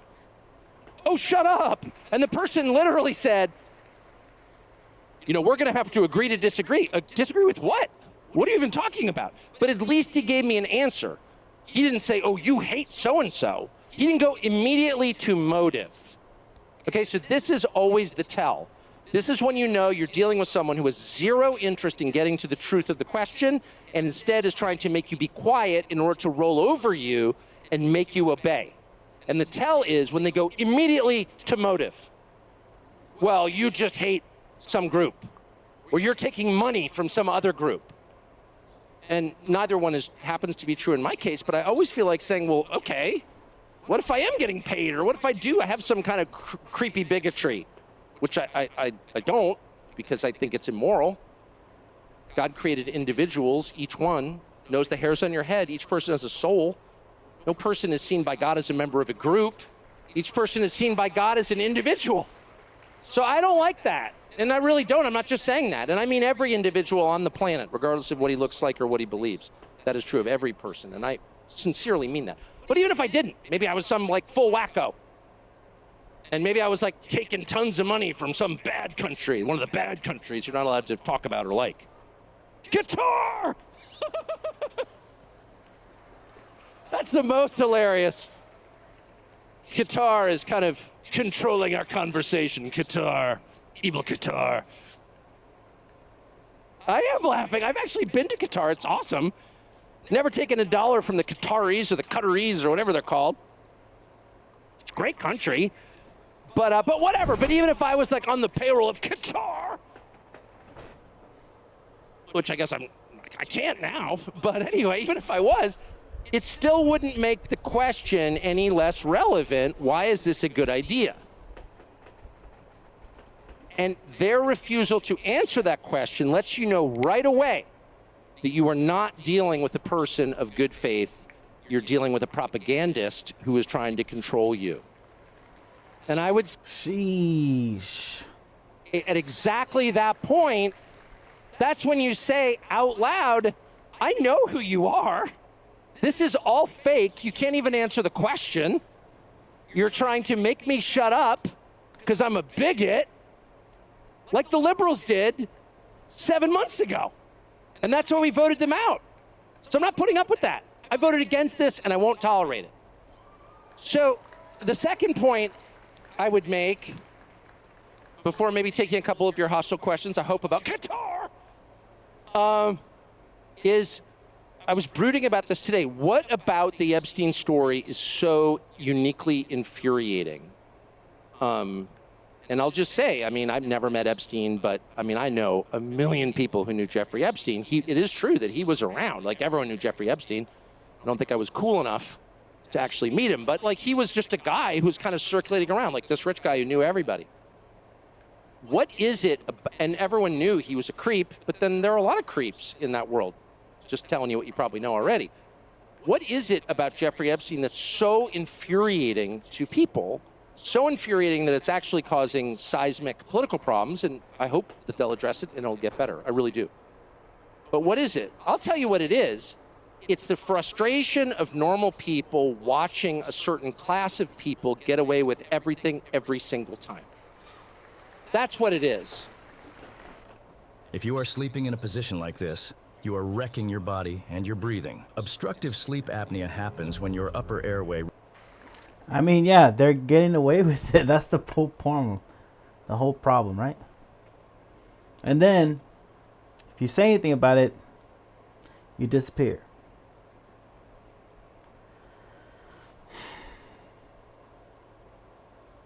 And they're saying they're protecting the victims, right? The victims already went through the trauma. Just fucking let them have their justice. And that drives me absolutely bonkers. By the way, it's one of the things that bothers me about immigration. You know, as someone who got arrested in Syracuse, New York as a kid because I had an expired driver's license and brought to a cell, I'm watching people come, that actually happened. I have done time. It does change a man. Yes, I joined a gang. But I watch, 60 million people come into the country illegally or overstay their fake refugee status or whatever. I mean, the whole thing's a scam. And they get housing vouchers and free education and free cell phones and plane tickets. It's like, wait a second. Not only are they not getting punished for breaking American law, as I would and have, they're getting rewarded for it. The unfairness of it drives you crazy. And it's particularly galling in the case of Jeffrey Epstein and the whole constellation of people around Jeffrey Epstein, all of whom seem to be getting away with scams. And how do you know they're getting away with scams? I'll tell you how, because they're useless and they're rich.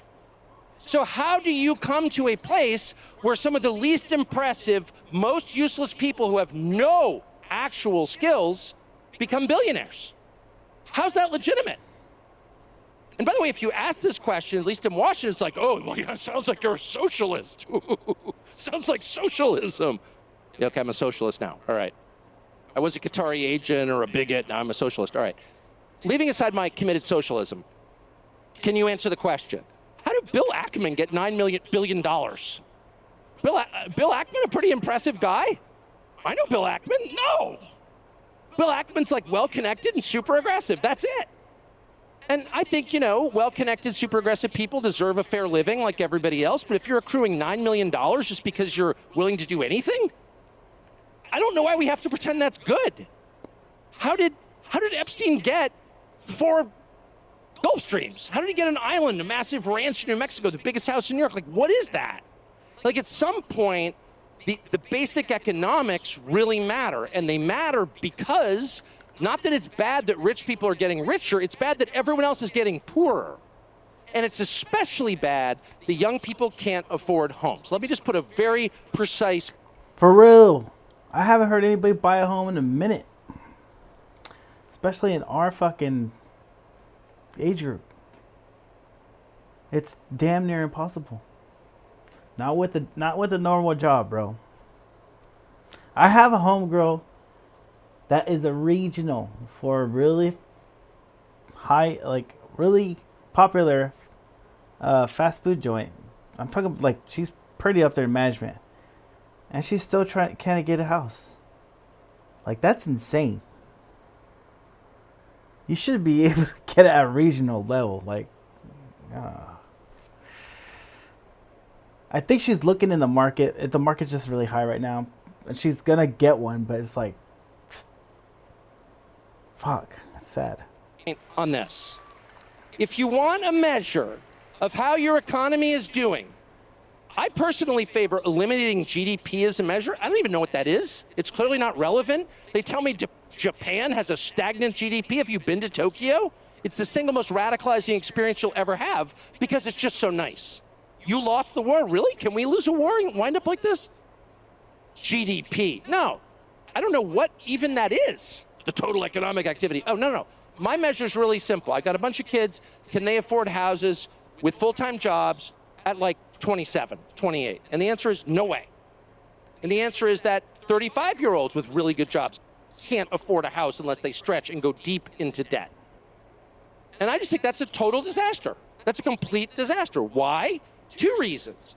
One, if people don't own things, they don't feel ownership of the country they're in.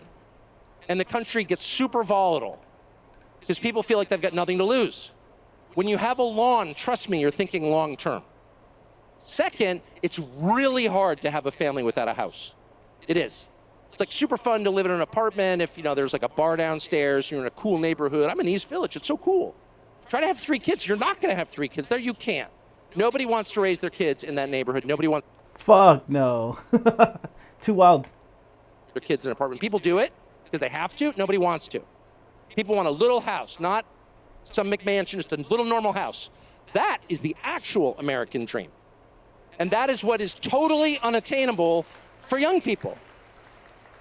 And so the only young people in general that you will ever meet who have houses are young people whose parents help them.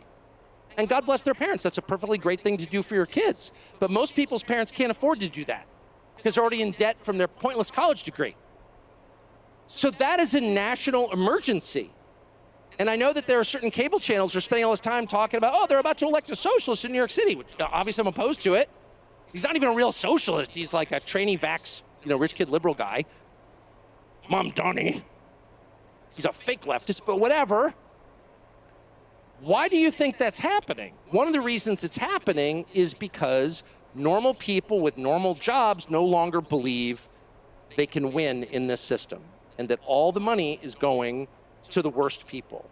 And no one even stops to ask what the hell is going on. How did Bill Ackman get so rich? I know he went on CNBC and talked down Herbalife. Bet against companies by driving down their stock prices. That's what he's been accused of. I'm not accusing him here because he'd sue me if I do. I'm just suggesting others believe that might have happened. He's already threatened to sue me for saying that. But there are plenty of people who do that. And I'm not saying even that it should be illegal. What I'm saying is that our leadership class should say something about it and should assign a moral value to it. And if you're getting rich by loaning money to people at incredibly high interest rates, that's something you're going to have to talk to God about. That is not good. That is not virtuous. That's disgusting. And the fact that nobody feels free to say that, nobody feels like you can just say 30% on a credit card? Why is anybody paying a credit card bill? I said to somebody recently, I feel like I'm very moderate and sensible and, well, yeah, that's what they used to call it. It was forbidden.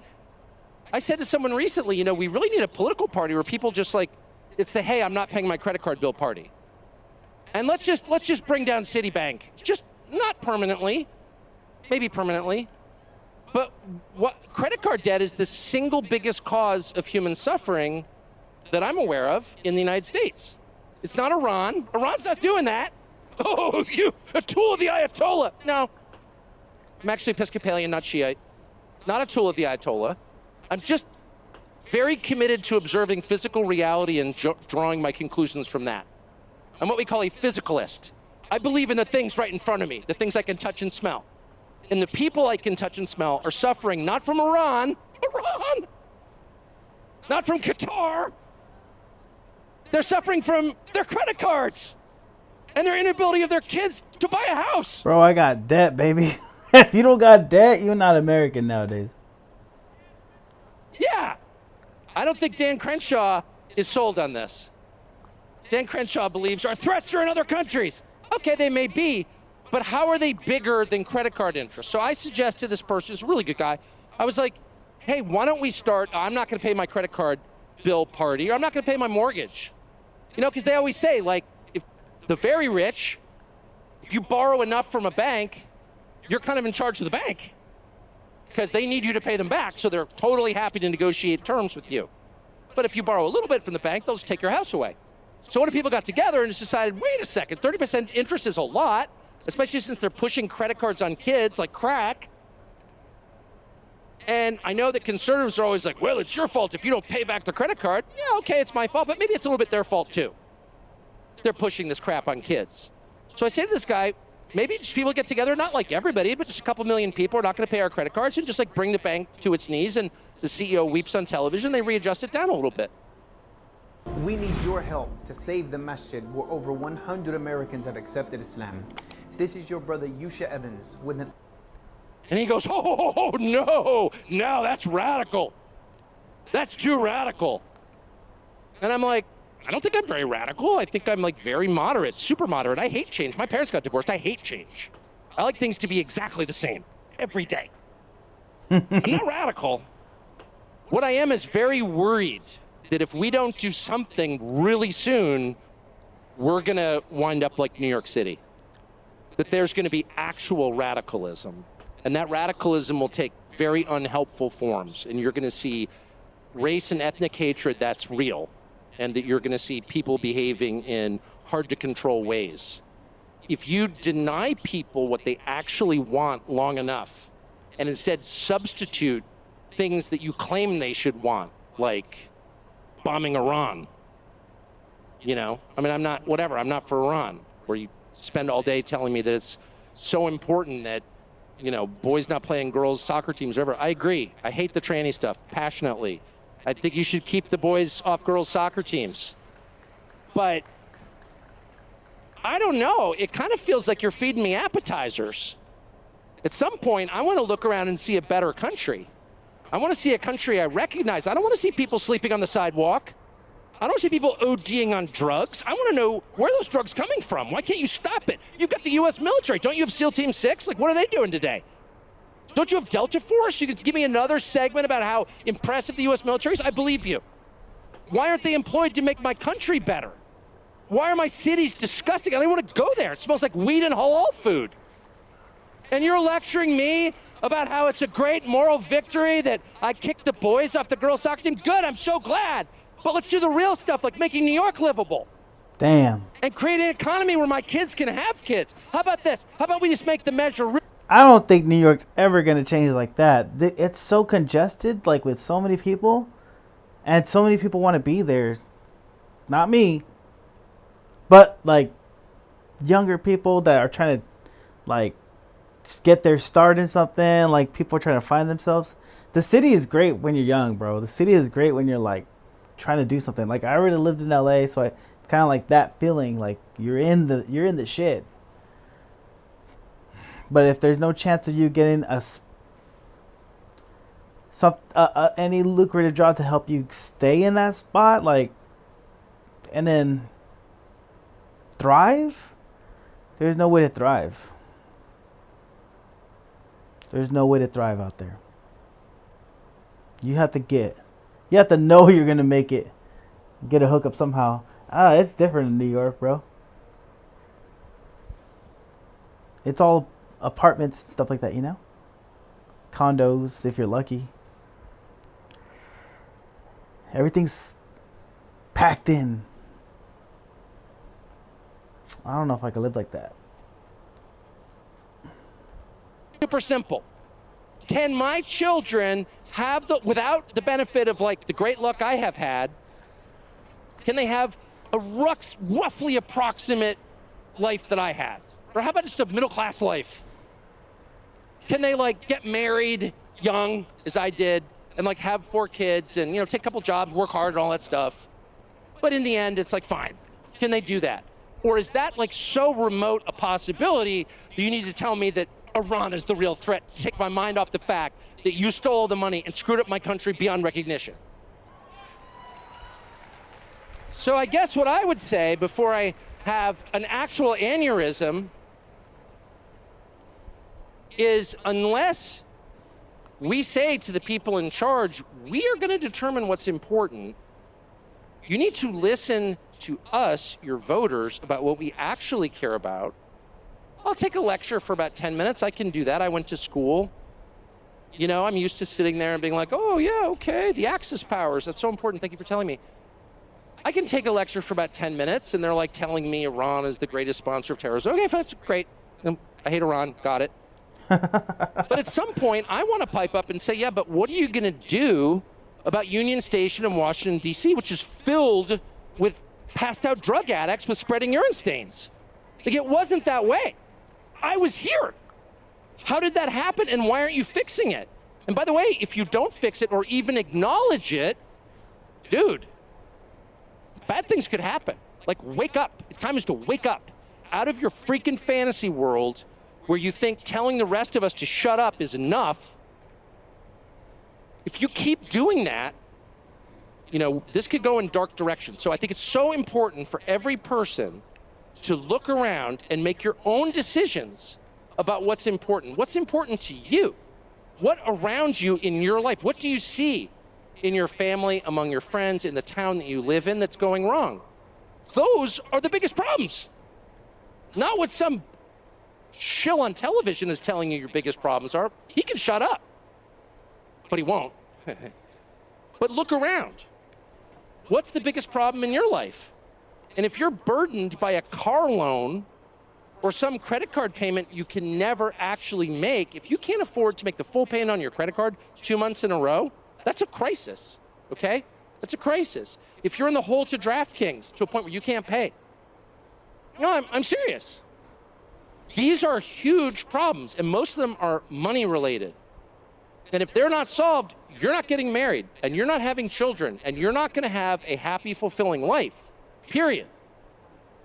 And they tell you, oh, it's all about values. Yeah, okay, values.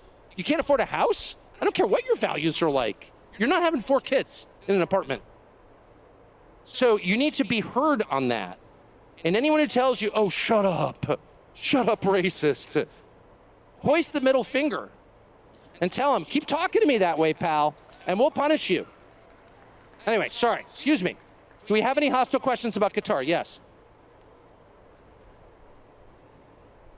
Well, that's so nice. Tell your mom I love her. Okay, your mom does too. Any questions? Yes, sir. What do I think about amnesty for farm workers? I think it's the most grotesque thing I've ever heard. Are you joking? Amnesty for farm workers? We have like 60 million illegal aliens in the country. The country bears no resemblance to the country I grew up in, and it's not better, it's worse.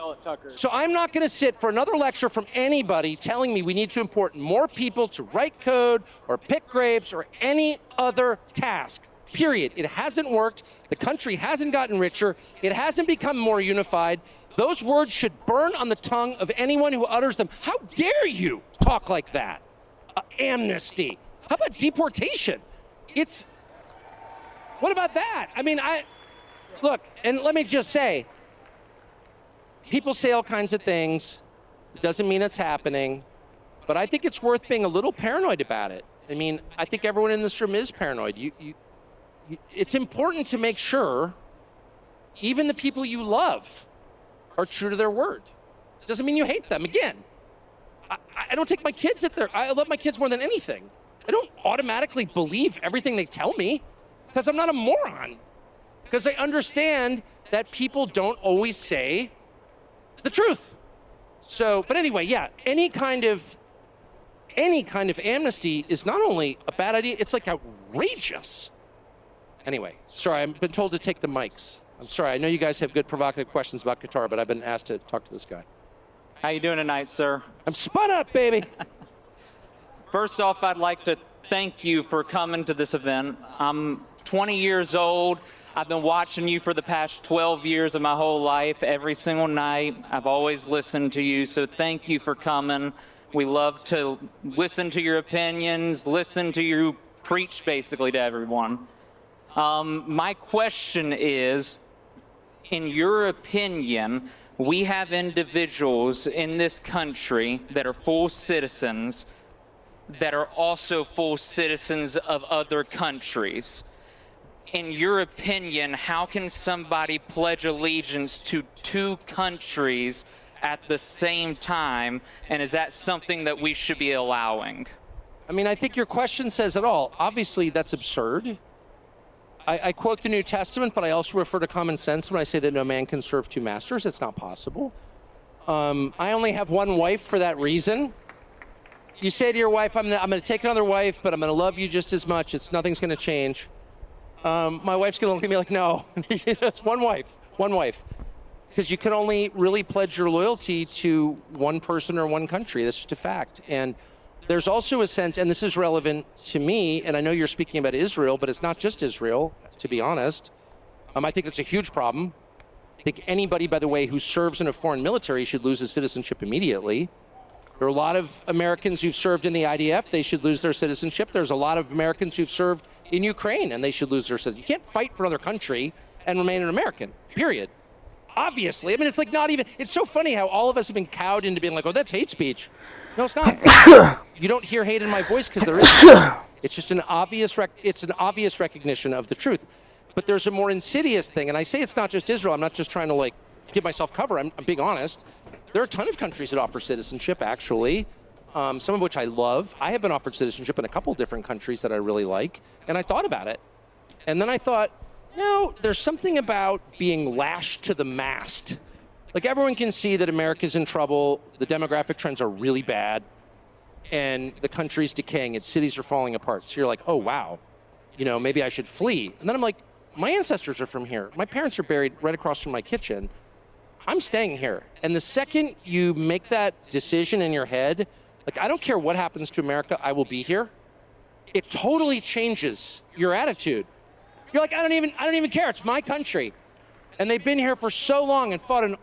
I mean, yeah, you become a nationalist at some point, right? Is what he's saying. Like, if you really think about it, would you want to live somebody else? I mean, one place I would love to go to is Japan, but I'm not Japanese. I wouldn't fit right in. I'd be a second-rate citizen over there. And they are racist over there. I would have to, like, learn so much, and learning is a lot. It's a learning castle. But I could do it. But, I mean, America's where I love where I'm at. So, I get what he's saying. Like, I'm having a hard time just thinking about moving to California, all right? I'm moving out of California. Like, I love California. But it's falling apart right now. But I think it could get better. I have that belief. I think we could turn it around somehow, These wars, my ancestors, and I'm sure yours, would be totally shocked by some of the conversations. Foreign flags in the Congress? Are you joking? Get out. And so, no, once you decide you're all in on your country, it really changes the way you approach everything. And by the way, it should be the baseline requirement. You shouldn't be allowed to serve in government if you're not a U.S. citizen or you're a dual citizen. Are you joking? Of course not. And I would love to know what the justification is. And of course, there isn't one, which is why they're allowed to just write you off as some sort of like freak, some internet freak, hater, Nazi, whatever. I'm not. Just an American who loves my country, and I think it's fair to demand that the people running my country love it every bit as much as I do. Producers, this plugin helps you finish your tracks way faster. Check this out. I'm gonna start with this loop that I made here.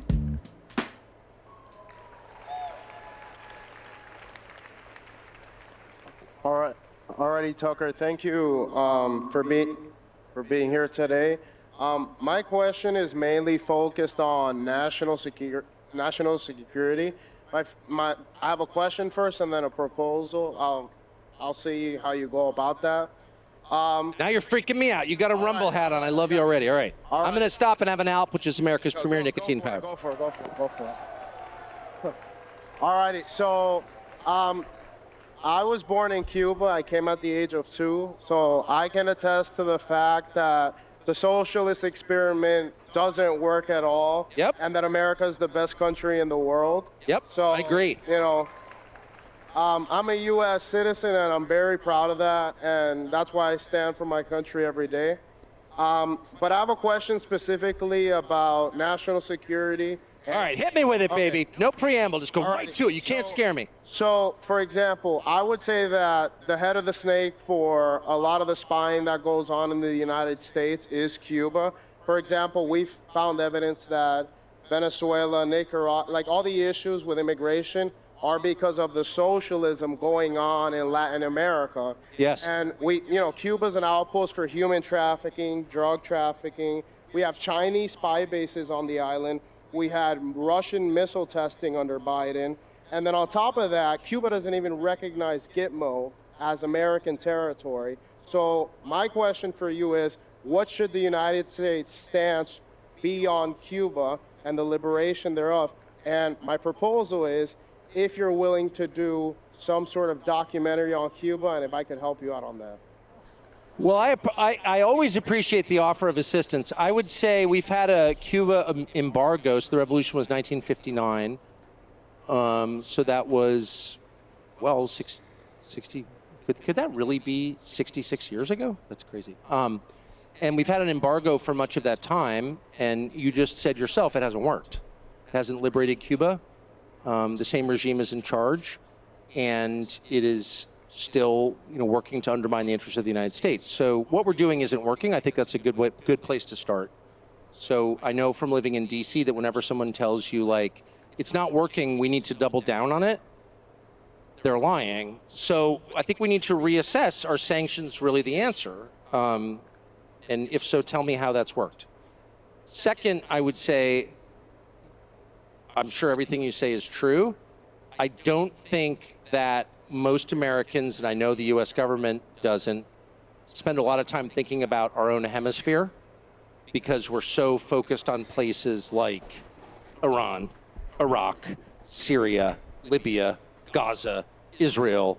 All great places. I'm not, attacking anybody, but I'm just saying those are thousands of miles in an ocean away, whereas Latin America is right there, and what happens there is a direct effect here in our migration patterns and in our drug importation. So, maybe we should focus on our own hemisphere. I think you made a powerful case for that, and I don't understand why the U.S. military is stationed in Japan, Korea. I mean, I know that you get a long answer, how we're spending $1 trillion to secure places that pose no imminent threat to us while ignoring our own continent, ignoring Mexico, which is the most hostile country in the world, the United States. Obviously, there's migrants coming through Mexico. How are they our ally? Canada, how are they our ally? Maybe we should spend some time reorienting here. So anyway, that's my answer. I'm against socialism, obviously. That's why I'm worried about our economic system, because I think we're going to about to get socialism if we don't pull back from this. All right, we got one more question. One more question. Hey, Tucker, I'm a big fan. I would love to work for you. I did give my resume to Steve Bannon. It would be hilarious if you two fought over me. I'm just saying. That would be great. It'd be like a real bitchy cat fight. It'd be a hell of a story, yeah. My family has fought for this country. I voted MAGA 3 times. My generation, just like you said, is convinced it can't trust the institutions and the administration, even this administration after last Monday. America first means America first, not foreign governments, not rich pedophiles. I have a lot more about the history, but I'm going to get through it out of respect for everybody. Basically, my questions are this. How does anybody possibly expect us to have any trust in our government, pay taxes, accept draft orders if these elites are not held accountable, right? And how am I anti-Semitic? my great-grandfather killed Nazis, and I brag about it. My mother's doctor was a Holocaust survivor, and everyone calls Trump a Nazi. My family in Chicago and my family in Ireland, which are both liberal hellholes, right?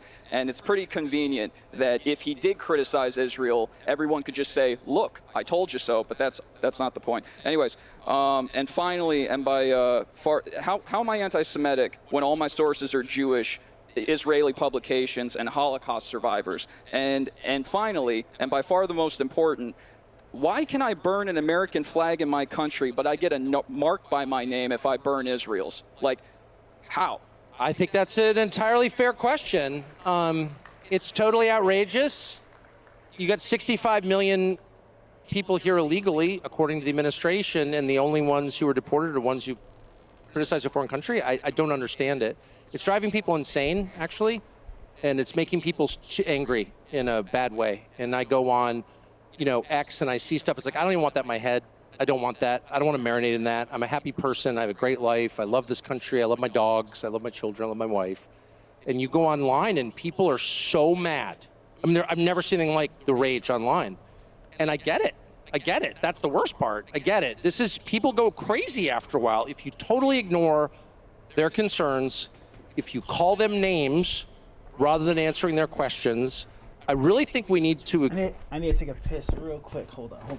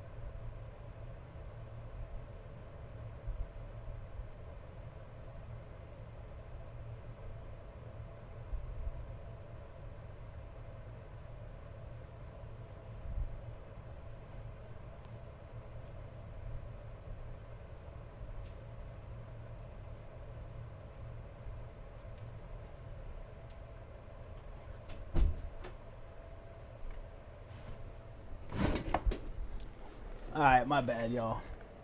And this would include the Department of Justice, which is running around, it's got task forces attacking people. It's like, stop. What matters in this country is not what religion, ethnicity, race you are. It's whether or not you're a U.S. citizen. Citizenship has to be the thing that holds us together as a country. We're all Americans.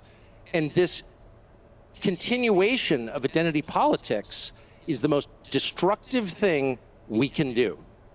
We are all the same under the law. There is nobody, rich, poor, no matter what your religion, what your color, who's held to a different legal standard, period. That has to be the rule, or else this country will fall apart into warring tribes.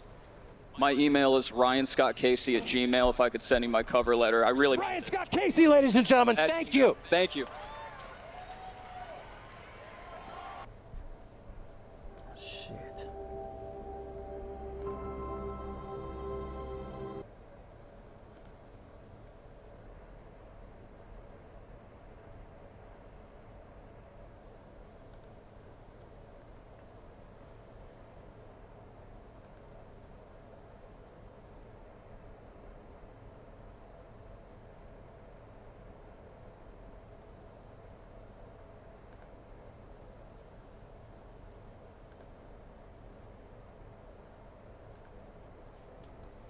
I didn't go to college right after high school, and now I have this fantastic opportunity.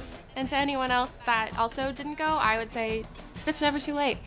Getting a degree is important to me because I feel like I'm setting myself up for future success. I'm not just really strong or really fast. I have the skills that I need to move on in my life. This is my comeback. Start your comeback today at purdueglobal.edu.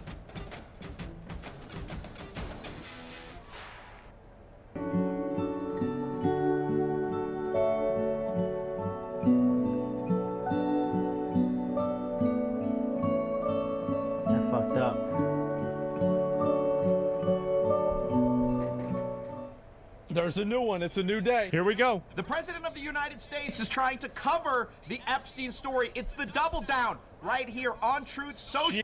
Oh, this one.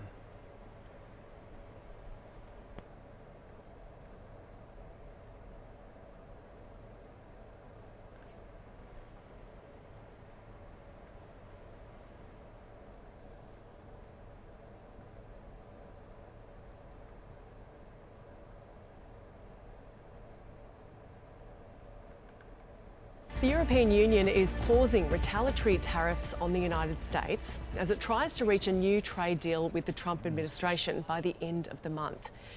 The US president has informed the bloc that products sent to the US from Europe will be subject to a 30% import tax from August the 1st.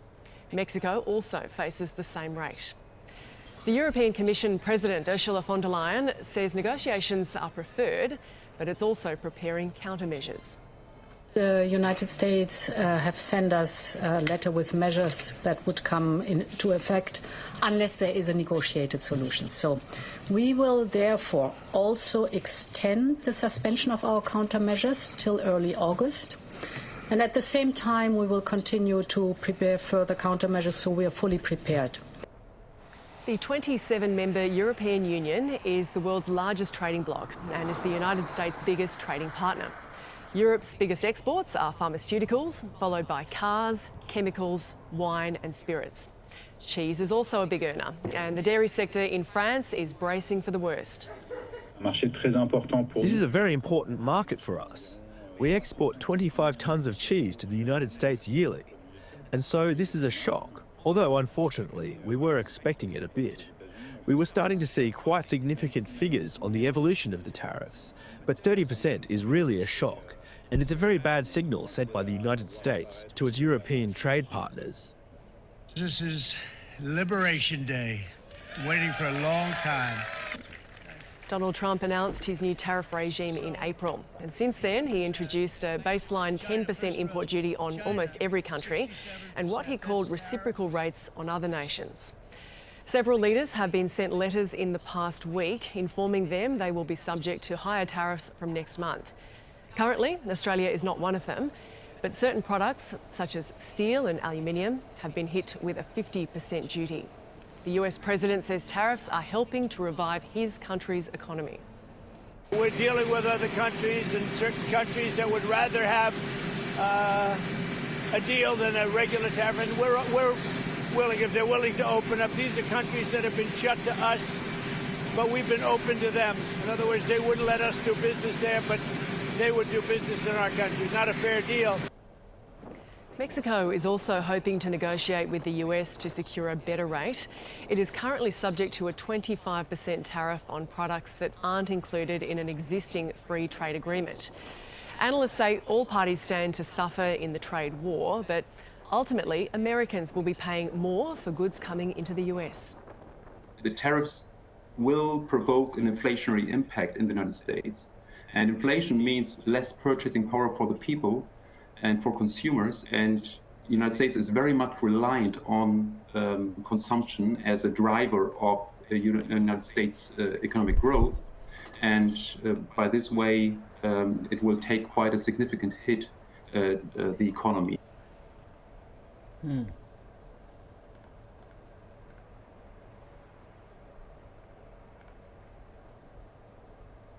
The European Union is...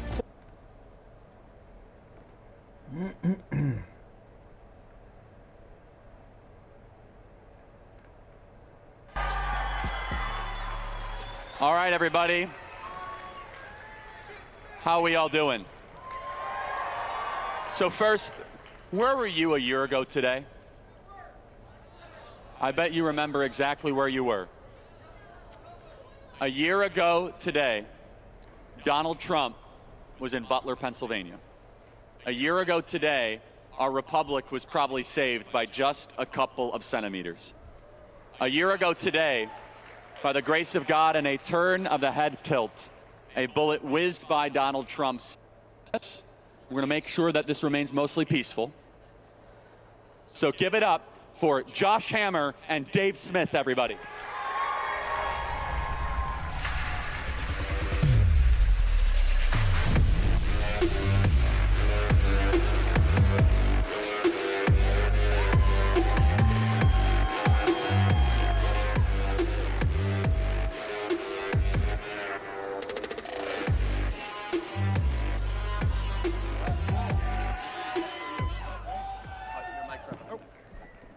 So Josh and Dave, welcome to Turning Point USA. Welcome to Tampa. And give it up for both these men again. So we have a clock here. We can blow through that if this is going well and respectful and spirited. I first wanted to start by introducing both these men. Josh Hammer, Newsweek, Josh Hammer Show.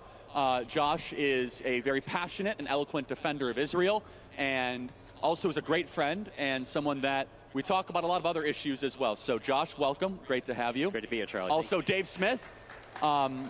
Dave is comedian. A lot of fans of yours here in the audience, Dave. And also a libertarian. And we're not going to talk much about that. But we were talking about how much we agreed backstage on certain things. And Dave, means a lot that you made work here. You took an awful flight to get here from halfway across the country. And so, Dave, you could plug your stuff as well, because I don't know the name of your show and stuff. But I want to start with this. I want to start with opening statements, if you will. There are 3 big things that I want to cover. And we just did a focus group with some of our students here earlier. The 3 big things we want to cover. We want to cover the 12-day war between Israel and Iran. What do we think of that? Good, bad? How did Trump handle it? Number 2, we want to talk about the appeared, the fake, or the real amount of Israeli influence in American politics, from AIPAC to how congressmen are involved, and kind of have our discussion and debate. And then finally, it's one thing to be against stuff, everybody. You can always, I don't like this, I don't like that. I want both of these men to present what their solution is, their proposition of what they are proposing. So with that, though, Dave, I thought it would be helpful. This is your first Turning Point event.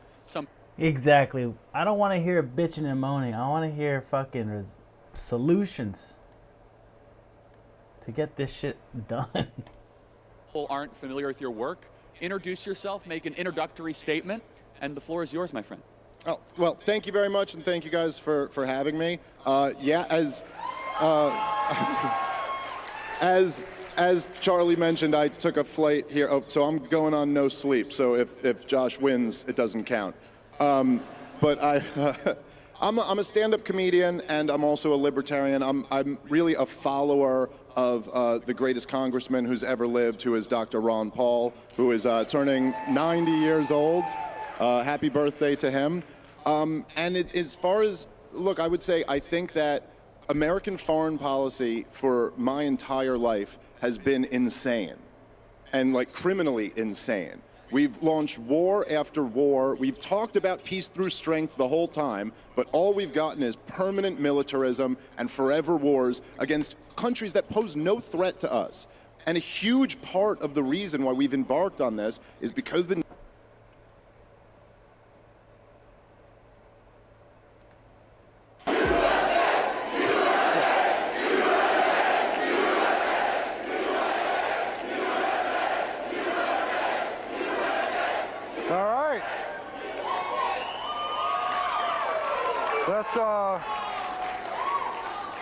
So I feel kind of bad because you just heard some great preaching. And look, I'm a badass.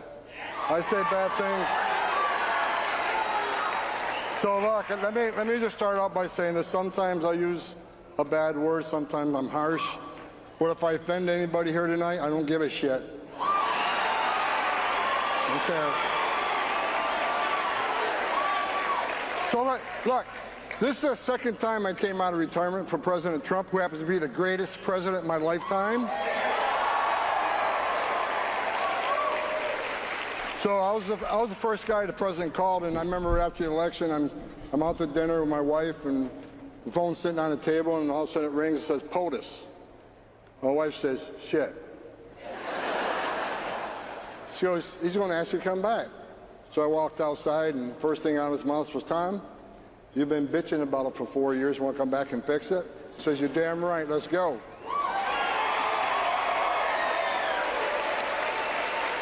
So look, Joe Biden took the most secure border of my lifetime under Trump 45 and unsecured it on purpose. The first president in the history of this nation who came into office and unsecured a border on purpose. It wasn't an accident, it wasn't mismanagement. So where are we at today? Tonight, as I'm talking to you, we got the most secure border in the history of this nation. In the history. Illegal immigration down 96%. That means 96% less people are coming. With 96% less people coming, how many women aren't being raped by the cartels? How many children aren't dying making that journey? How many pounds of fentanyl isn't getting to the country to kill Americans?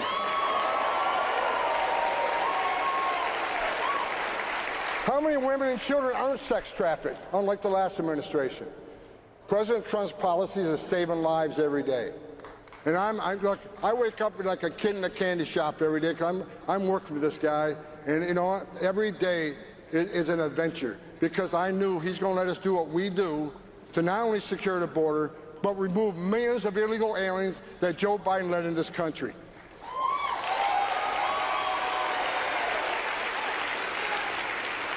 On top of the success we already had, the last administration, 500,000 children were trafficked into this country. The last administration lost track of 300,000. Trump's already found thousands of these children.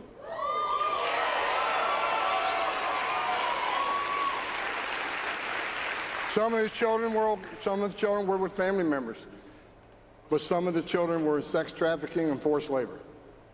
Matter of fact, one person we found, one male, had custody of over 20 migrant children, many females. And this administration allowed that to happen. President Trump and myself are not going to be satisfied till we find every single child and save them. Well, the last administration simply didn't give a shit. They didn't. And it's just terrible. I don't care what side of politics you're on. When you got a child trafficked in this country for forced labor and sex trafficking, all hands should have been on deck. Under President Trump, all hands are on deck. And look, I always get asked the question, why did they open the border up? Why did they do that? Why did they release people? Let me tell you the secret. They played the long game. Let millions of people cross the border, and let's release them. Let's put them in a hotel room at $500 a night. Give them 3 meals a day. Give them free medical care and give them work authorization. That brought the whole world to the greatest nation on earth. We left thousands of empty ICE beds at $127 a night, empty. Thousands of them. They released them to NGOs at $500 a night. Why did they do that? Because they knew if they're in ICE detention, they get a hearing within 40 days, 90% lose their case, they get sent home. That is not what they wanted. They're playing the long game. Let's release them in the community. Wait 3 or 5 years. Pardon me? Are you an MS-13 member? It says so. Hey, that's okay. That's okay. I got a question. No. I got a question for you. Why don't you come up here and hand me that picture? Bring it. USA! USA! He didn't answer the question though.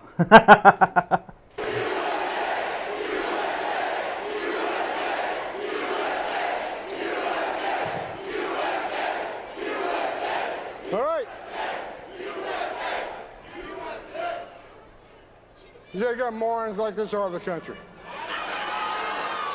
This guy wouldn't like the surface nation. This guy ain't got the balls to be an ICE officer. He hasn't got the balls to be a Border Patrol agent. This guy lives in his mother's basement. The only thing that surprises me, you don't have purple hair and a nose ring. Get out of here, you loser.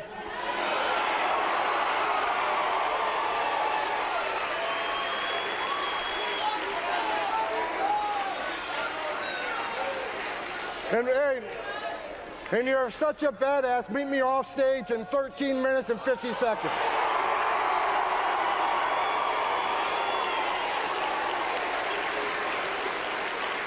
I guarantee you, he sits down to pee. Guaranteed. So, sanctuary cities. Let me talk about sanctuary cities real quick. Sanctuary cities are pushing back against the Trump agenda. Sanctuary cities are sanctuary for criminals. So sanctuary cities from day one, Chicago says Tom Home is not welcome to Chicago. I was in Chicago within 24 hours. I've been to New York City. I've been to Denver. And for those folks from Seattle and Portland, I'm on my way to Seattle and Portland.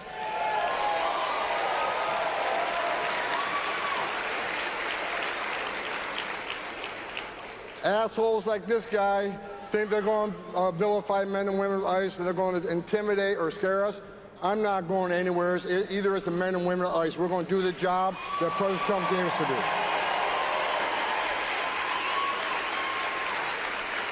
And let's talk about the hate. I've never before seen in my career such hate against the men and women of ICE in the Border Patrol. That gentleman just standing here, he ain't got the balls to put a badge on and go stand there and take the criminals on.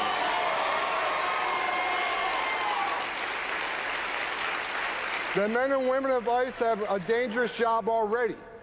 I was one of them. I was the first director of ICE that actually came up through the ranks. The 20,000 men and women that worked for me, I never asked them to do anything I didn't do myself because I was one of them.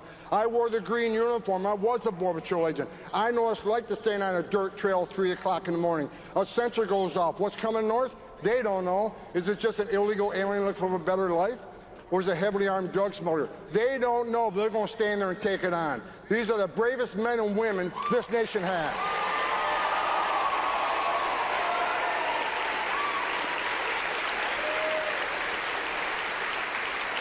I'm actually kind of happy right now. When I pulled into the event tonight, there was no protesters. I love protesters. Fuck. Just reminds me of the fucking people that got the ICE and the other people that got, were shooting at each other. And the guy got shot in the neck and the other guy died. Like, fuck, bro. It's crazy out there. I love it. That means your message is getting out. My detail will tell you, if protesters don't show up, I'm extremely disappointed. But the hate is incredible. It's just moved from protesting, which I support. You want to protest ICE? Shame on you, but have that. That's your First Amendment rights.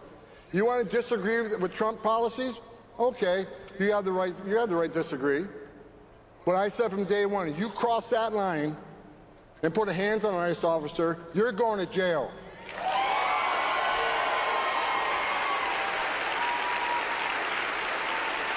You impede an ICE officer or Border Patrol agent, you're going to jail. You put hands on them, you're going to jail. You harbor and conceal an illegal alien, you're going to jail. I don't give a shit who you are.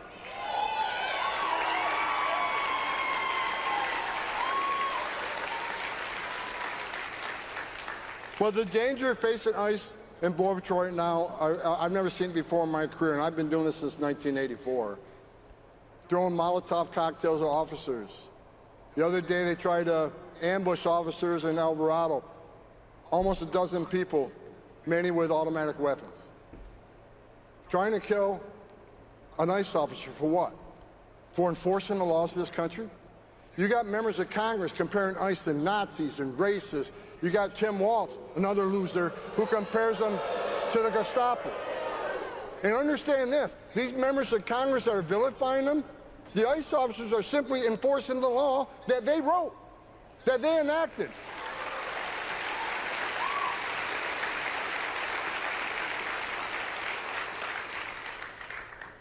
If ICE officers are racist for enforcing the law, what's that make members of Congress? They wrote the damn law. So we're going to prosecute every person that crossed that line. Last night, I was sitting on my couch. I actually had a few hours off. I got a tough boss. He don't give me a day off. Last night, I'm sitting on the couch. My phone rings. POTUS. He's watching TV, and he saw the stones being thrown at ICE vehicles while they're departing an operation. He said, Tom, I'm sick and tired of this. We need to take action. I said, I'm with you. So he sent a tweet out last night. ICE officers will use whatever means necessary to arrest every one of those people that throw a rock. The games are over.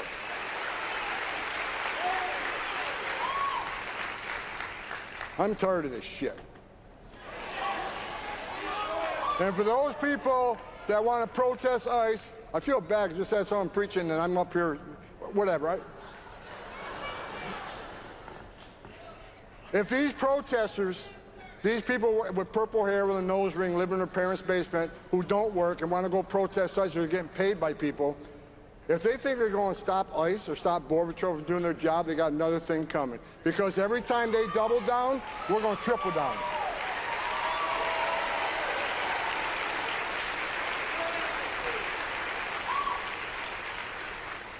I had 1,000 protesters at my house about a month ago. Good for them. I wasn't even there. My wife's in Italy, so what the hell are they doing? They weren't very smart. But they don't understand. We're on a mission to make this country safe again. Every public safety threat, every national security threat we take off the streets of this country makes this country safer. And for those people who say, well, these mass deportation operation, what a racist and un-American thing to say. No, no, no, no. We just spent 4 years of massive illegal migration where 10.5 million illegal aliens came to this nation, to our borders. They're demanding due process. They're demanding the right to claim asylum. They demand the right to see a judge. Okay, but at the end of that process, he says you're going home, you're going home. Because that's due process. We don't have a choice. What's the choice? Let them stay? Is that the choice? Because if you don't show consequences, you're never going to fix the problem, and the next president comes in and undoes all the success we're doing. Bottom line is, we're going to enforce the law, unlike the last administration. We're going to hold people accountable. We will continue to prioritize public safety threats and national security threats, because they're the most important, they're the most dangerous to the community. But I'll say it again, if you're in the country illegally, you're on the table. It's not okay to enter this country illegally, it's a crime. It's not okay to ignore a judge's order of deportation, we're looking for you. We got over 600,000 illegal aliens with criminal records walking the streets of this nation. We got 1.4 million illegal aliens who had due process at great taxpayer expense, were ordered removed and never left. They became a fugitive, and we're looking for you too. We're going to run this operation because President Trump was elected for this issue.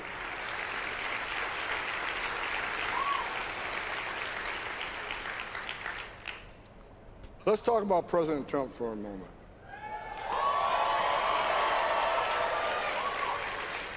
I say this all the time, media goes nuts. President Trump is the greatest president of my lifetime.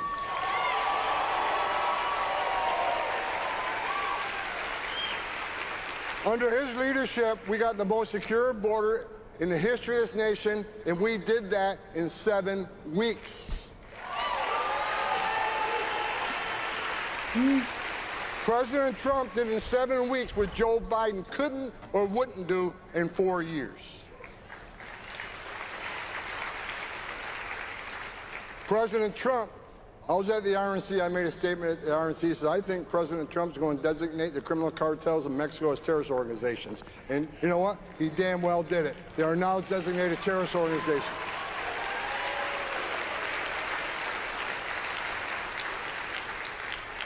And President Trump will wipe these cartels off the face of the earth.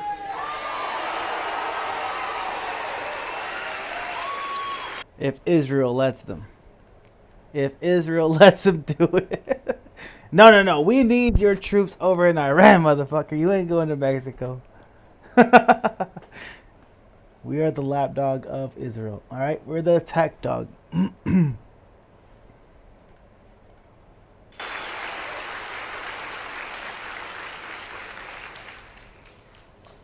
On a personal note, the biggest hero of my life was my father, war hero from WW2. I spent hundreds of hours.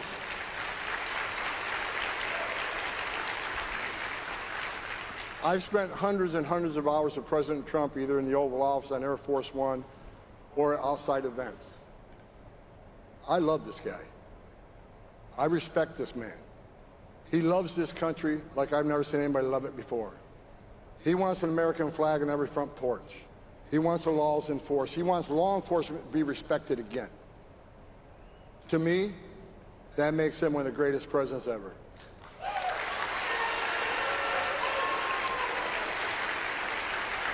But not too much power, because some cops are assholes, but we'll see how it goes.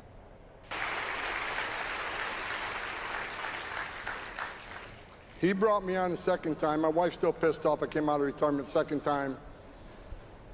absolutely, she's pissed off a little bit, but she got over it. Because she understood what Biden did to this border. 10.5 million illegal aliens to this border. A record number of terrorist watch lists, over 400. Over 400 people with terrorist watch lists were called the southern border under 4 years of Biden. Under Trump 45, we had 14. Biden had 400. How many we had since January 20th of this year? 0.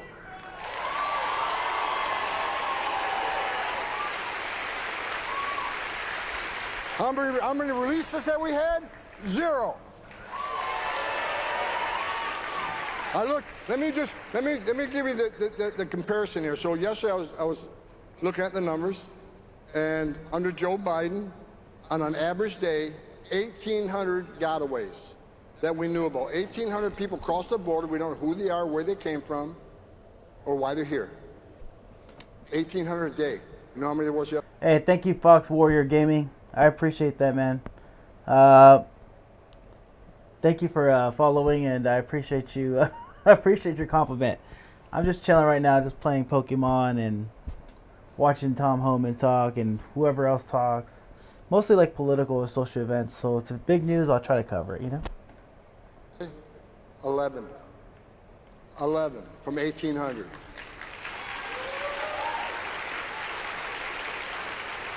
How many people crossed the southern border yesterday? It was 15,000 under Biden some days. Yesterday, 9 were arrested at the border and immediately returned. 9.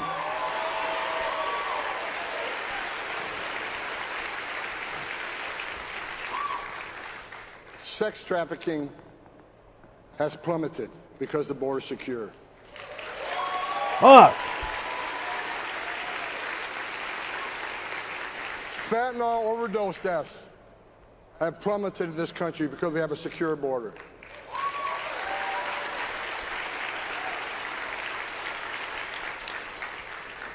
We have already arrested thousands of national security threats and deported them from this country.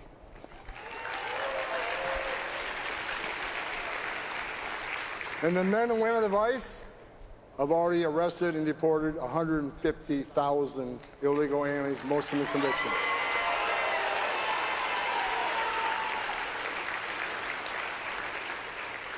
Now I'll say this: I get a lot of mail.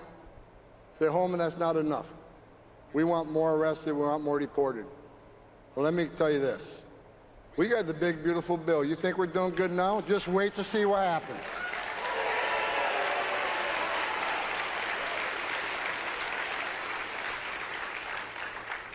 And for the haters, let me leave, I got 1 minute left. Let me leave a little message for the protesters, the haters, the criminals, the ones that want to threaten ICE officers, threaten their wives, threaten their children. They're doxing not only the officers, they're doxing their spouse, they're doxing their children.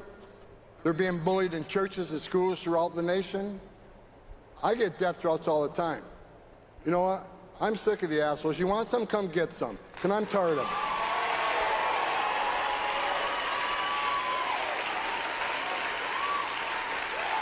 Tired of it. For the men and women of ICE, I deserve your respect. They're the finest 1% the country has. And Tom Homan isn't going anywhere. Tom Homan isn't shutting up. Tom Homan going to run the biggest deportation operation this country's ever seen. Take it to the bank. You know he practiced that one for a while. What should I say at the end? Take it to the bank, bro. Oh, he's gonna go fight somebody after this speech, apparently. All right, let's see. What do I want to watch? Let's watch some.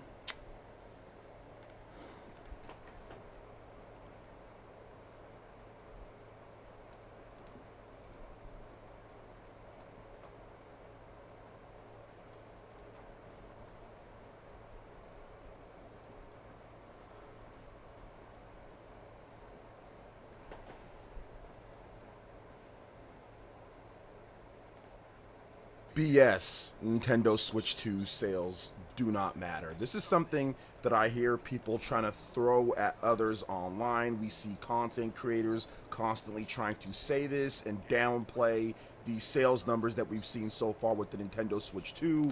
These sales do matter because it's going to be showing how far people are willing to pay for video game consoles just for a license to play video games, not even to own the console or to own the games itself. So this is a very important area in video game history right now. It's going to set the precedent for the next, I don't know, 20 years. If they are able to do this, all the other consoles are going to do the same thing.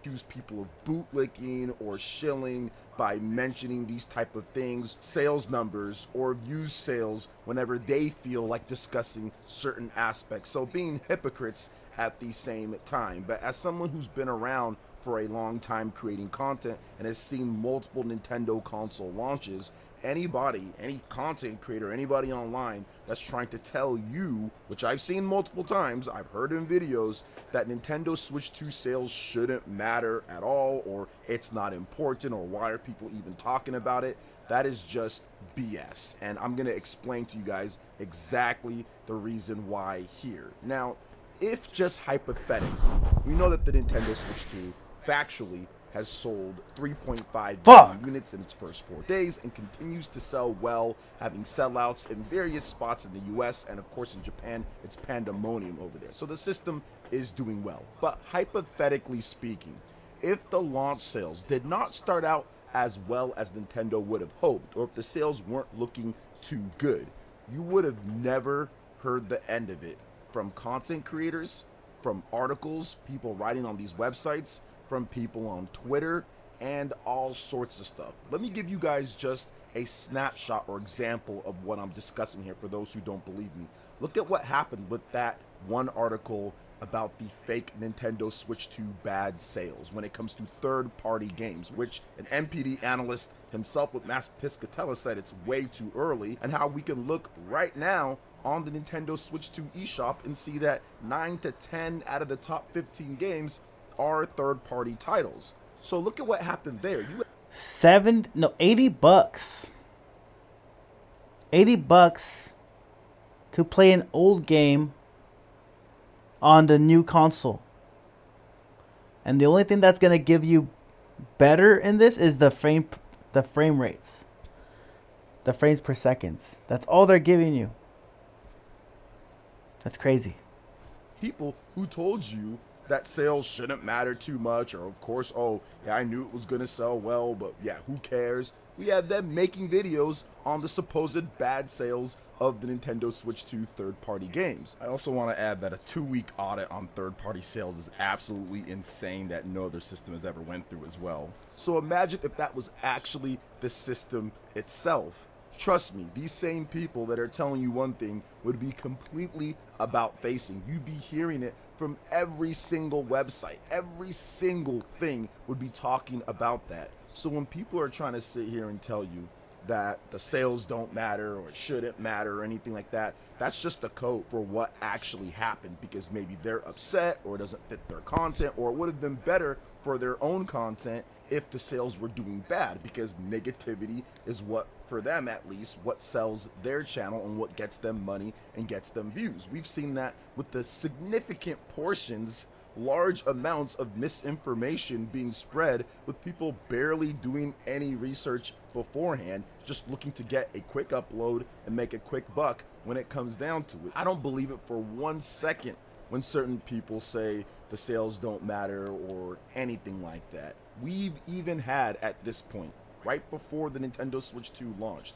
we've had consistent people writing articles saying that you should buy this instead. Oh, the sales are this, but you should buy this portable PC instead, or whatever the case is. Or saying even like Nintendo Switch 2 has to face portable PCs in terms of sales-wise. Imagine if the sales weren't actually good. Obviously, Nintendo Switch 2 is portable PCs, but imagine if it was somewhat close. I'm so pissed off. I just used this character and it gave me it gave them the same energy that they usually get. It's supposed to change the energy. This is fucking bullshit, bro. That's bullshit. I should have got my character. Never hear the end. No, I should have got their different energy. That's what I meant. Sorry. Because we never hear the end of it right now at this point. So when people sit there and try to tell you that they don't matter, or if anyone's trying to convince you that, or say, oh, well, you're bootlicking for bringing them up, trust me, they would have no problem and also bring up sales as well. Now, we can go all the way back. It's not just with what's happening right now. The console war days were rife with this type of stuff when it comes to Nintendo versus PlayStation or Sega or whatever the case is, before the internet really matured as it is right now at this point. People still to this day constantly bring up the GameCube and its sales, constantly bring up the Wii U and its sales. The Wii U came out in 2012. We're going on 13 years, and people will bring up the Wii U and the GameCube, which the GameCube came out in 2001. They will bring that up on why the Nintendo Switch 2 was going to fail. I kid you not. Go there, look at the articles, look at the different stuff people have said, look at the videos out there. They will bring up the Wii U, they will bring up the GameCube. Systems that are a decade to 2 decades old, that are completely different philosophy, completely different management, a bunch of different types of games, and they will use that to justify why they think something will fail as content for people out there.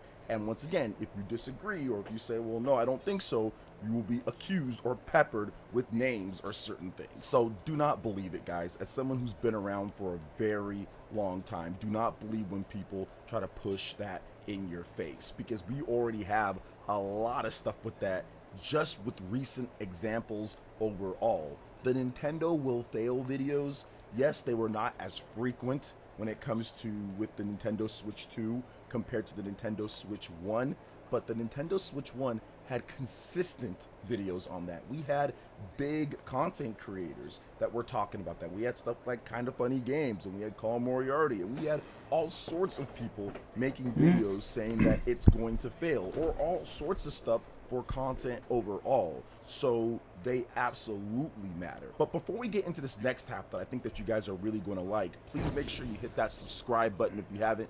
Click that like button and let me know what you've seen online when it comes to people talking about Nintendo Switch 2 sales or whatnot.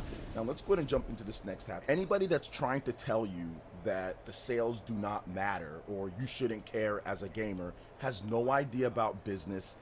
Those are all the fucking Nintendo simps that buy every fucking little Nintendo thing. They're gonna buy it no matter what. Alright? Nintendo knows that. They want your nostalgia, they bank on it, and they're gonna make you pay top dollar for it, alright? Idea about video games has no even more top than dollar, alright? They're making you pay $20 more than you're used to. idea even why. What is that? 60, it's like 25% raise, right? Like a 25% raise?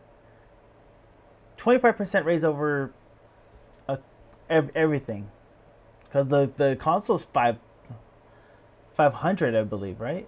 And then the games are 80, and the chat ability on the controller is like $30 per month.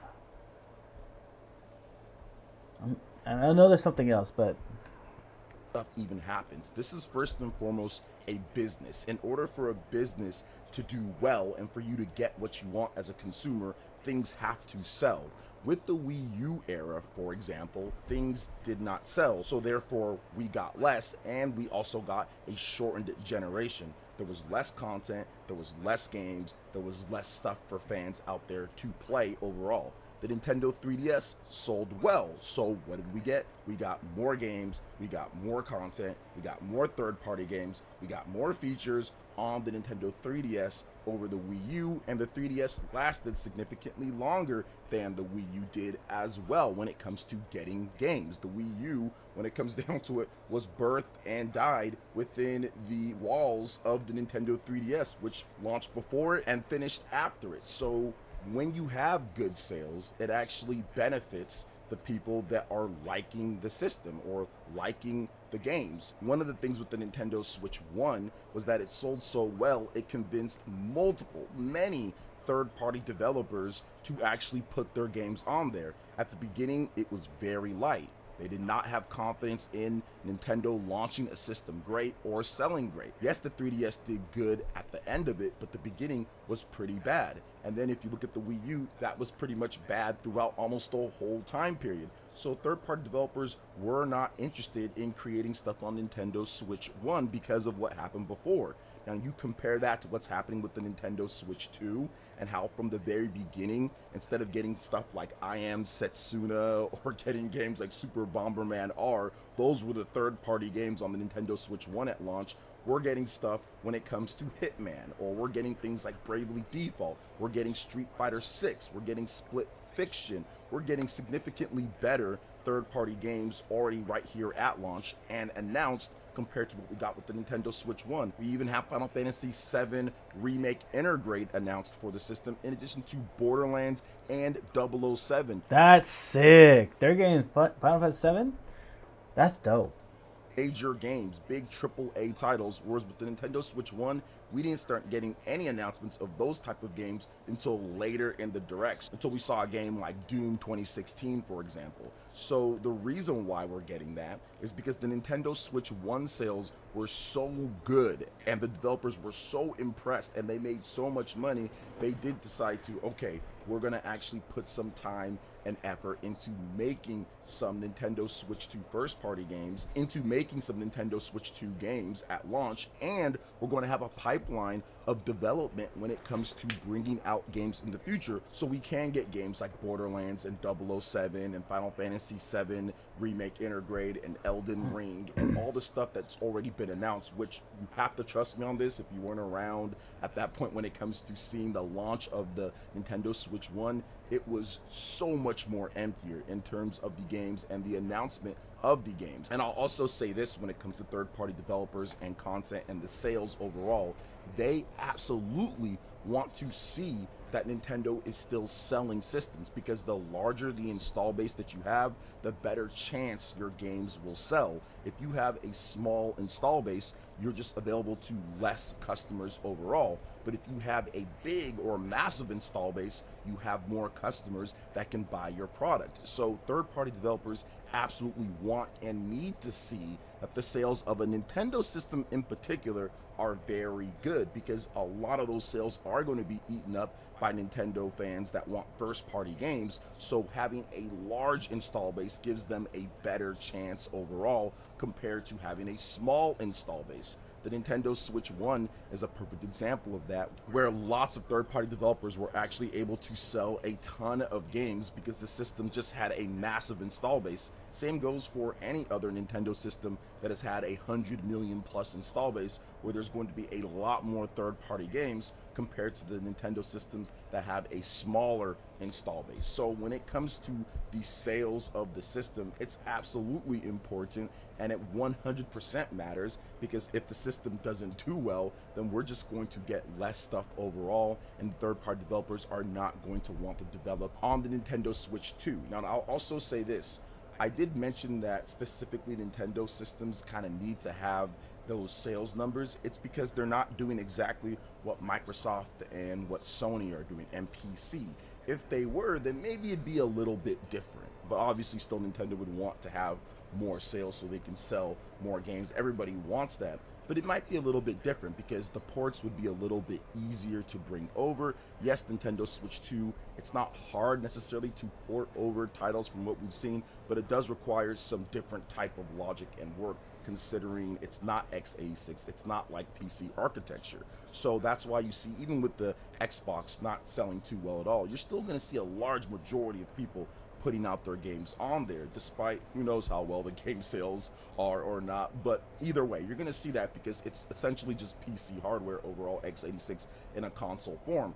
With the Nintendo Switch 2, that's not the case. It is not the same type of thing. Still powerful, still good, but not the same type of thing. So you're going to have to make sure that you spend some extra time on getting your ports ready or getting your games ready for the Nintendo Switch 2 if you're bringing it over from PlayStation 4, PlayStation 5, Xbox Series, or PC, whatever the case is. So that's the reason why for Nintendo specifically, it's very important that their sales are good, because it's more convincing to these third-party developers overall. And I'll say this, guys, I think that this industry we need different types of people that are willing to kind of take a chance on something like a true hybrid dedicated console. Nobody else is doing that at this point. You got a bunch of so portable close. handheld PCs, which clearly are not the same thing as a PS Vita or a Nintendo 3DS or a PSP or a Nintendo Switch 1, something like that. And then we have the regular x86 type of consoles when it comes to Microsoft Xbox Series, in addition to PlayStation 5. We don't have a ton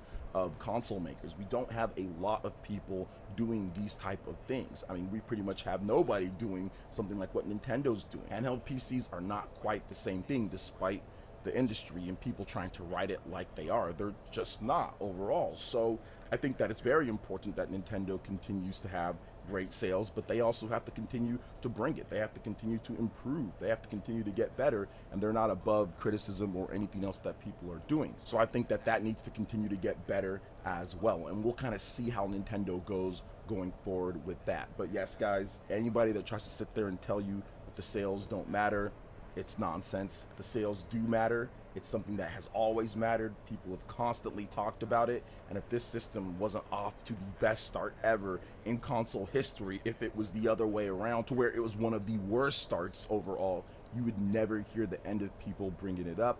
It would. Yeah, their whole industry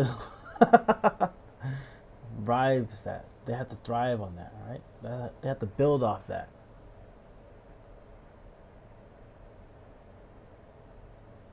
Let's see.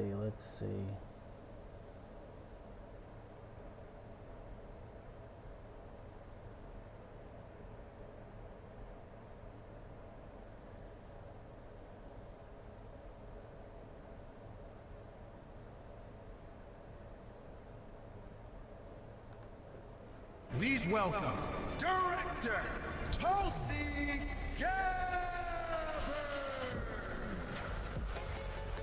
It is truly awesome and energizing to be here with all of you. I hope that you are feeling energized and inspired by all of the incredible speakers, Brett Cooper, Riley Gaines, everyone coming through here. But I just want to tell you that you inspire me, seriously. You know, DC, there are some good days and there are some dark days, but what keeps me going are people like you.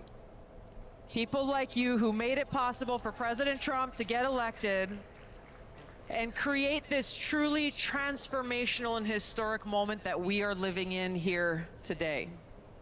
We are here because thousands of young leaders like you, great Americans all across the country, they put partisan politics aside and recognize the opportunity to bring in a president who would fight for every single American. And that's exactly what we're doing in Washington every day. I'm trying to hear what liberals have to say about this shit. Let's see. Trump fucked up real bad. Let's see.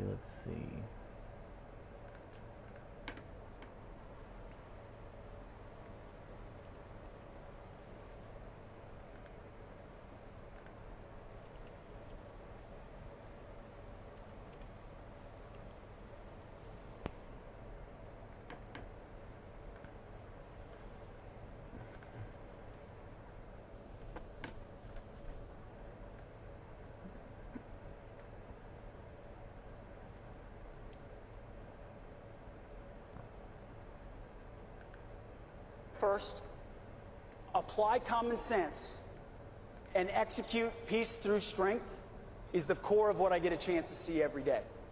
And you don't, by the way, you don't get peace without the strength part. And that's my department, the strength department. And so I actually think we lead at the Defense Department, or maybe the soon-to-be the Department of War, for all the right. Whoa. Is he saying we're gonna go to war? Yo. We lead the biggest peace department in the world. Our job is to be strong and ready and lethal so that you never. To be fair, we're kind of already in the war, right? Preventing the war, but still in the war. Because China and Iran are together now, I think. And that means Russia's in with them too, because BRICS. And Brazil. And India. Not looking good. Use us. And if you use us, our capabilities are so overwhelming, our threat so looming, that we're able to conclude that mission swiftly and violently to the interests of the United States, or not have to use us at all. So the peace is preserved and deterrence sticks. And I'll never forget President Trump, when he chose me for this job, the first thing he said to me, he said, Pete, you're going to have to be tough. I can't even say the word. Because it's a young crowd, 15, 16, tough as you know what. Tough as you know what. And I said, yes, sir. Boy, was he right. But the next thing he said to me was, Pete, I need you to restore the warrior ethos. I need you to get the military back to basics. We were distracted. Absolutely.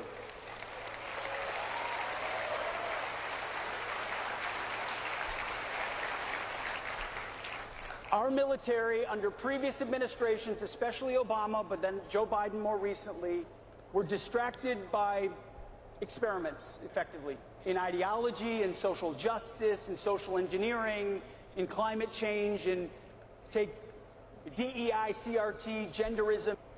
I need a protest to happen, guys. I need an Epstein list protest. All right, I need a band up together, go to Washington, and shut it down like it was January 6th, but with all the lists, release the list, give us anything. Just release everything, bro. Just release all the evidence, and then we can conclude from there what we gotta do, right? That's what I want. Name it, influences were pushed into our formations in ways that made doing our job that much more complicated and difficult. So from day one, we have declared that DEI is dead at DOD.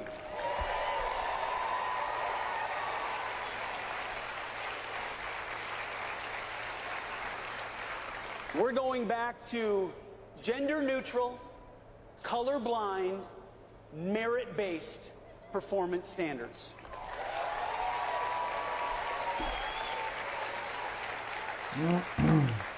We do readiness, we do accountability, we do war fighting, we do lethality, we don't do social experiments. We don't do politics.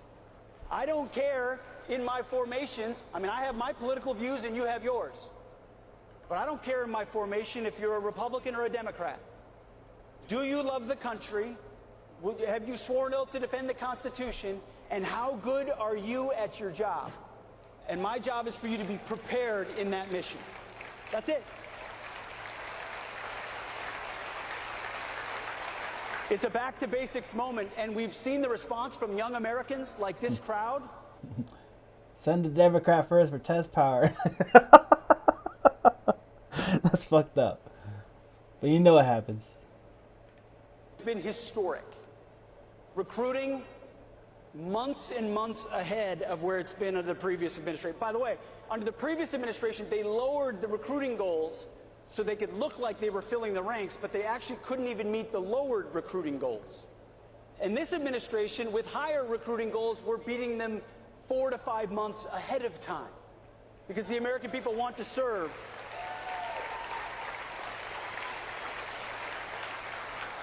They want to serve under a commander-in-chief that has their back.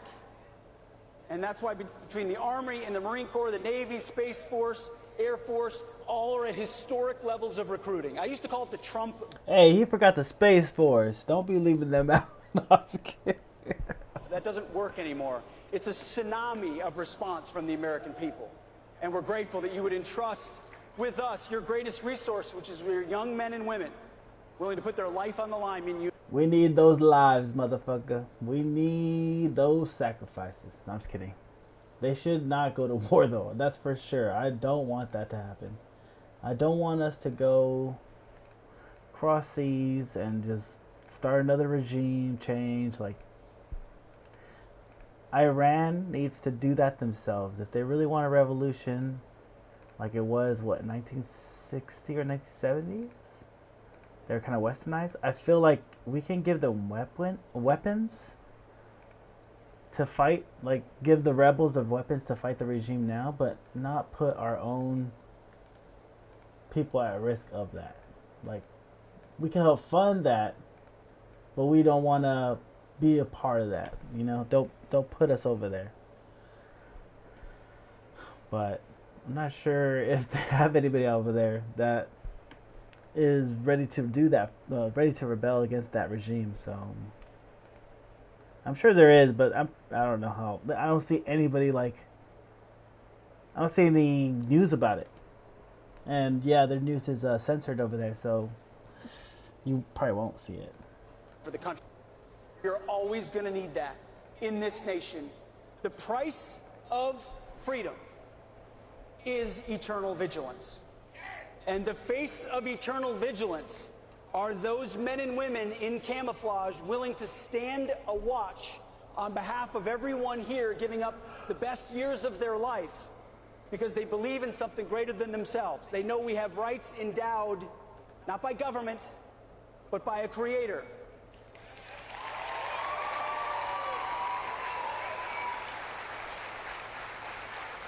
You see, our warriors understand we're about to celebrate America 250, which is incredible.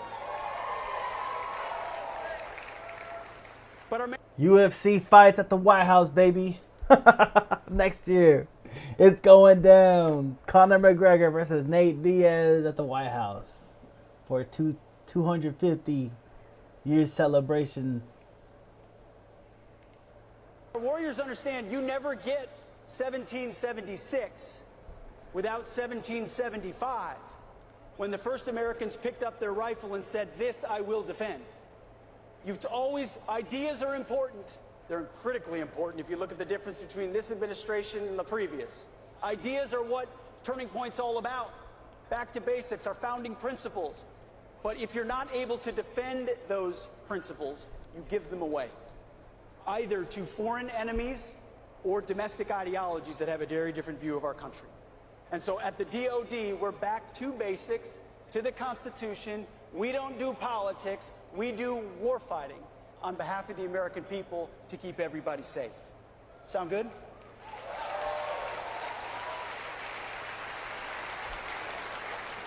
We're also rebuilding our military in ways that President Trump did in his first term.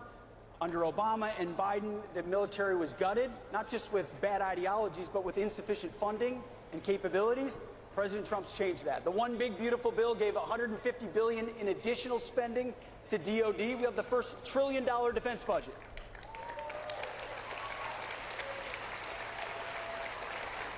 Listen, let me tell you, I'm a fiscal hawk like a lot of people in here too. I want to make sure taxpayer dollars are used wisely. And that's why I think DOGE and entities like that have been used as efficiently or even more aggressively in DOD than anywhere else. Because every dollar I can find in savings is a dollar I can reinvest in warfighting and readiness and capabilities, in the pointy end of the spear. So we've found tens of billions of dollars in savings that contracts we've eliminated, green initiatives that are gone, that we move over to President Trump's priorities. So when you look at Golden Dome for America, protecting the homeland, you look at the F-47, the world's first sixth-generation fighter jet. Drones, long-range fires, hypersonics, the way of war is changing. Our job is to see around the corner for you. Because, you know, those B-2 pilots, and by the way, the mechanics and the refuelers and the fighters, and pilots don't fly themselves. It's like anything else. No one in the military serves themselves. A huge family and community supports them. But those B-2 pilots were able to fly in an exquisite machine 37 hours around the world because some American that I've never met 40 or 50 years ago designed that fighter, that bomber, was willing to spend political capital and effort and time to fund it and acquire it and field it so that a future president they'll never meet has maximum latitude and decision space to execute on behalf of the American people. My job is to work with our team to look the same way. What does war fighting of the future look like so that you and your kids and your grandkids in future America have the capabilities they need to be decisive and overwhelming on the battlefield? It's not just about the wars of today and how successful are we today, but are we making the tough calls? See, it's easy to be aggressive and forward-leaning in this position when you have a boss in President Trump who puts a giant shield over you. And that's what it is. He ultimately is willing to take the slings and arrows. He's literally taking the shots so that the rest of us can go into our departments and say, now is the time to do what needs to be done. Make the difficult decisions that, politicians in the past or bureaucrats in the past pushed aside because they were difficult. Now's the time to make those tough calls for you, for my kids, for your grandkids. So it's restoring the warrior ethos, rebuilding our military, and then reestablishing deterrence. I talked a little bit about deterrence, but we started this administration, unfortunately, in a hole, with 4 years of deferred maintenance on the world stage. What happened in Afghanistan, the disastrous and tragic withdrawal of what happened there reverberated around the world. The world saw wokeness and weakness, not because of our warfighters, but because of political decisions. In ways that, President Trump never would have executed something like that. Conditions-based is something everyone understands. But because of that, you had follow-on actions like the invasion in Ukraine, again, a war that wouldn't have started under President Trump. Or you had what happened in October 7th with Hamas in Israel. The world thought America wasn't prepared to stand strong because of the actions we had taken, and then all the woke garbage that was happening behind the scenes inside the department. Big stage keeping us entertained. Yep. It's all distraction. What up, Alex? The world took notice and said, wait, America's investing in electric tanks. That doesn't make much sense. Where do you plug those in the Middle East? There's climate they just didn't see a serious administration or serious leadership. So deterrence eroded, which means other electric tanks? That'd be crazy. Even if you covered it with solar panels, that thing is not getting charged at all. Filled the void. President Trump showed up and said, peace through strength is back through American leadership. Not through adventurism or interventionism or nation building. None of that. But through a clear-eyed, realistic view of the world that when we are strong and our objectives are clear and our enemies know where we stand and our allies know that they stand with them, the world is a more peaceful and secure place, which benefits all of us here at home. And by the way, guess where that starts? That starts at home. That starts with our southern border. That starts with ending the invasion of 21 million illegals. That starts with recognizing the military, the Defense Department plays a role in that. My generation spent 2 decades in Iraq and Afghanistan and elsewhere defending other people's borders. It's about time we defend our own.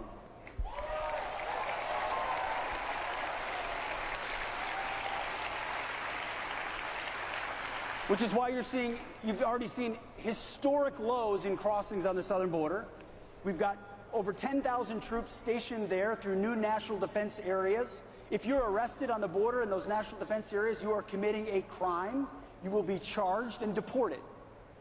And when you meet these troops on the border, they're excited to be executing a mission on behalf of their country, defending the homeland. So deterrence starts in stopping that invasion. And we're supporting ICE agents in Los Angeles and elsewhere, ensuring they're safe in their duty. Of course, the media goes crazy. Oh my goodness, the Defense Department is deploying No. ICE should have the ability to do its job in any city of America without being attacked.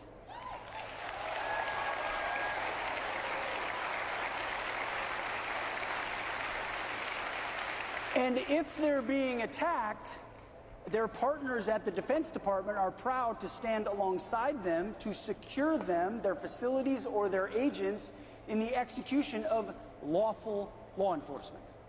It's something we're willing to do, and we are doing on behalf of the mandate of the American people. But it's also the reestablishing deterrence around the globe.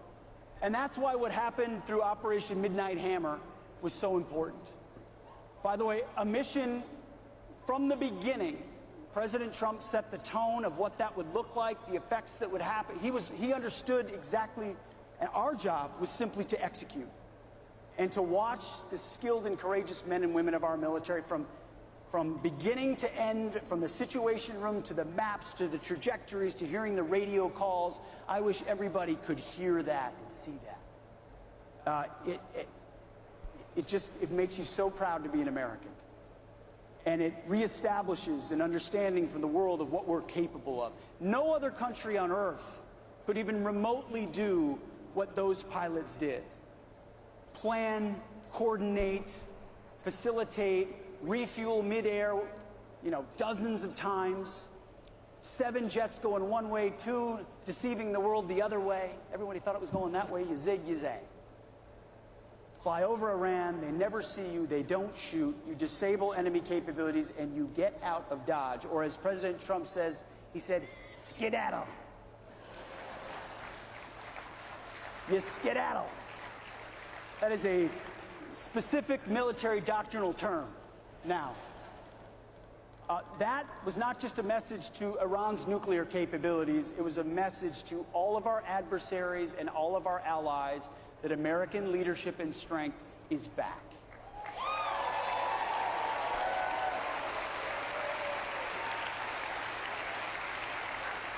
We've also sent the message to the world through what President Trump has done in Europe and through NATO that the era of freeloading off America is also over.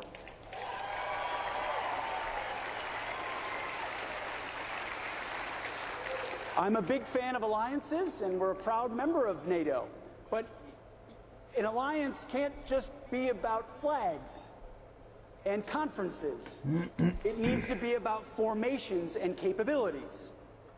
Military alliances only work when you have actual hard power to bring to bear. And only because of President Trump is Europe stepping up and spending now what was inconceivable. Many of these countries were spending 1% on defense just in his first term. But because of President Trump's leadership, they're committed now to spending 5% of GDP on defense, which means they lead the way and we don't have to do it for them.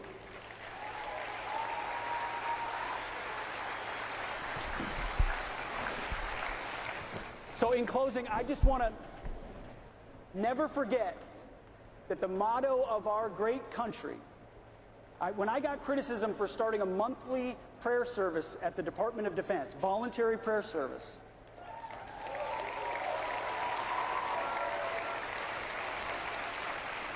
I reminded our friends in the media, the motto of our country is, "In God we trust." That the military has a long heritage of being on bended knee, appealing to heaven in the most impossible of situations. God's providence. You have to watch these 3 stories today. 1, Kristi Noem has finally come out and responded to the judge who has ruled that ICE officials are not allowed to do their job, essentially. 2, Tom Homan schools CNN Dana Bash on racial profiling. And number 3 is the 1-year anniversary of President Trump's failed assassination attempt. I'm going to show you what both sides are saying in this video and then give you the bottom line.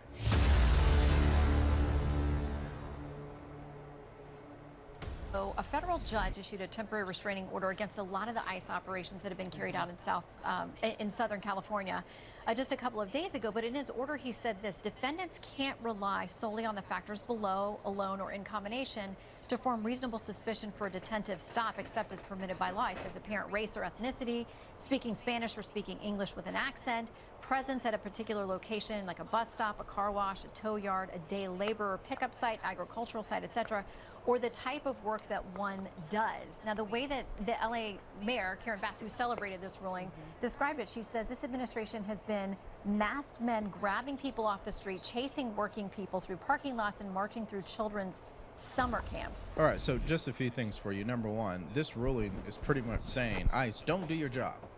I mean, let's get real, all right? Number 2, this ruling proves once again that these lower court judges are issuing rulings that are more politically driven that it is being driven by the U.S. Constitution. And that also brings me to number 3, which is the way the media is covering this ruling and how they're manipulating their viewers. And that's what we're going to get into here first. That's why I'm using Ground News, as you guys can see here on the screen. If you want to follow along, just go to ground.news/Devori. You've been following me for a long time. You already know Ground News helps us see the full picture of what's being reported by the media, so we can do what? We can think for ourselves. As an example, when you look up a story on Ground News, you could see what left-leaning articles are saying or right-leaning articles. Now, take a look at this first article from a left-leaning outlet. LA judge orders ICE to seize indiscriminate raids and racial profiling.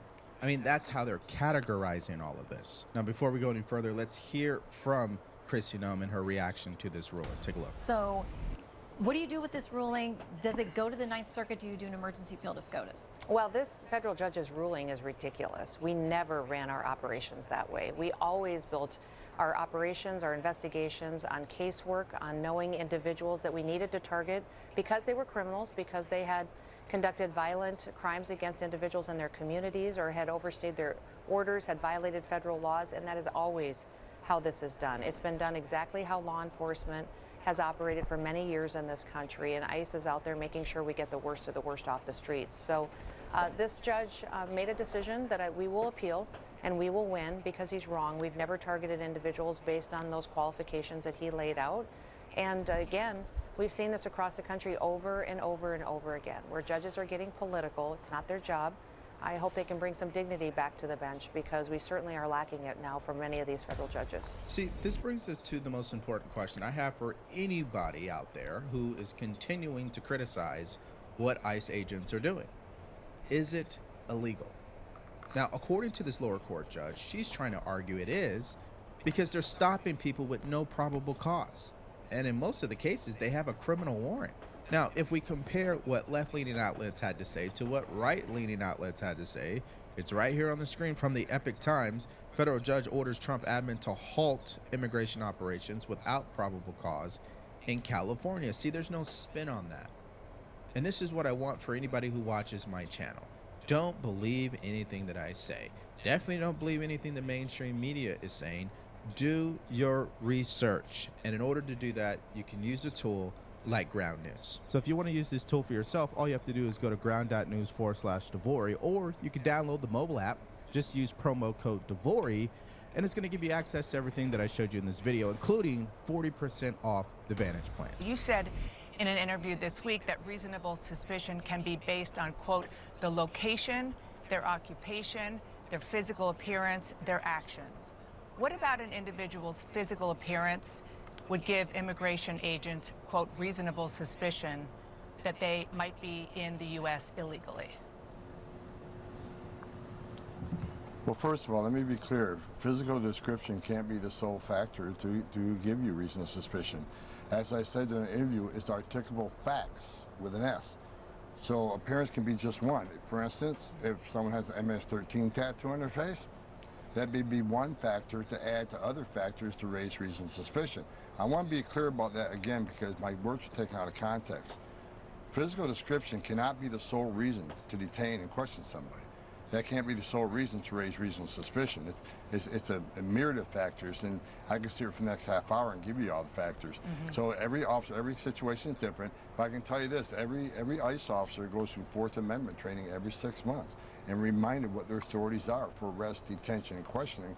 So the officers are very well trained. So I look forward to DOJ litigating this judge's decision because I think she's making a decision without knowing what that officer knows when they get out of that vehicle to question somebody.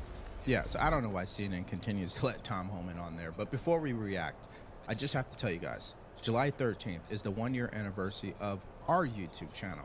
If you've been with us since the beginning, definitely grateful for you. I appreciate you always taking the time to hear what I have to say. And if you haven't taken the time out to subscribe to our channel, do so now. We're almost to 1 million subscribers. Can you believe it? I am so grateful for the opportunity, the blessing that God has given me, and I'm definitely grateful for you. Now, if you do want to support us further besides subscribing, just go to the links in the description below, shop our merch store, or buy us a cup of coffee, and make sure to follow us on Spotify or Apple Podcasts. Yeah, it's interesting how Dana Bash, she continues to get schooled by Tom Homan. Because, again, she's in the narrative business, the propaganda business. He's in the business of getting results for the American people and keeping us safe. And those two narratives just don't align whatsoever. And the bottom line here, as I stated previously, it's going to get overturned. It's a complete joke. I mean, you're basically telling ICE officials that they can't do their job. They can't go to Home Depot. They can't go here. They can't go there. They can't do this. They can't do that. I mean, it's outrageous. They're following the law that's in accordance with Congress. So that's why I'm not that concerned about it, because it will be overturned. But again, these are the games that Democrats are going to continue to play. Now, as an example, here is Senator Padilla reacting to Tom Homan's statement. Take a look. I mean, Homan has said it very clearly in other interviews. They're not even asking for significant findings to detain people. They're going based on appearance, his words, not mine, based on occupation, his words, not mine, based on accents, physical appearance. Then what if I was outside of Home Depot, because I like to do some work around the house, not dressed in a suit? Would I be a target of ICE enforcement under Tom Homan? Probably. And it's just wrong. It's not just due process rights that have become the concern, but racial profiling when federal aid. If we're gonna do this, you might as well go after European people, that French people, bro. Fuck it, get them out of here. I mean, let's go to LA. Let the riots happen again. Fuck it. Involved in immigration enforcement are using racial profiling. They're not enforcing the law.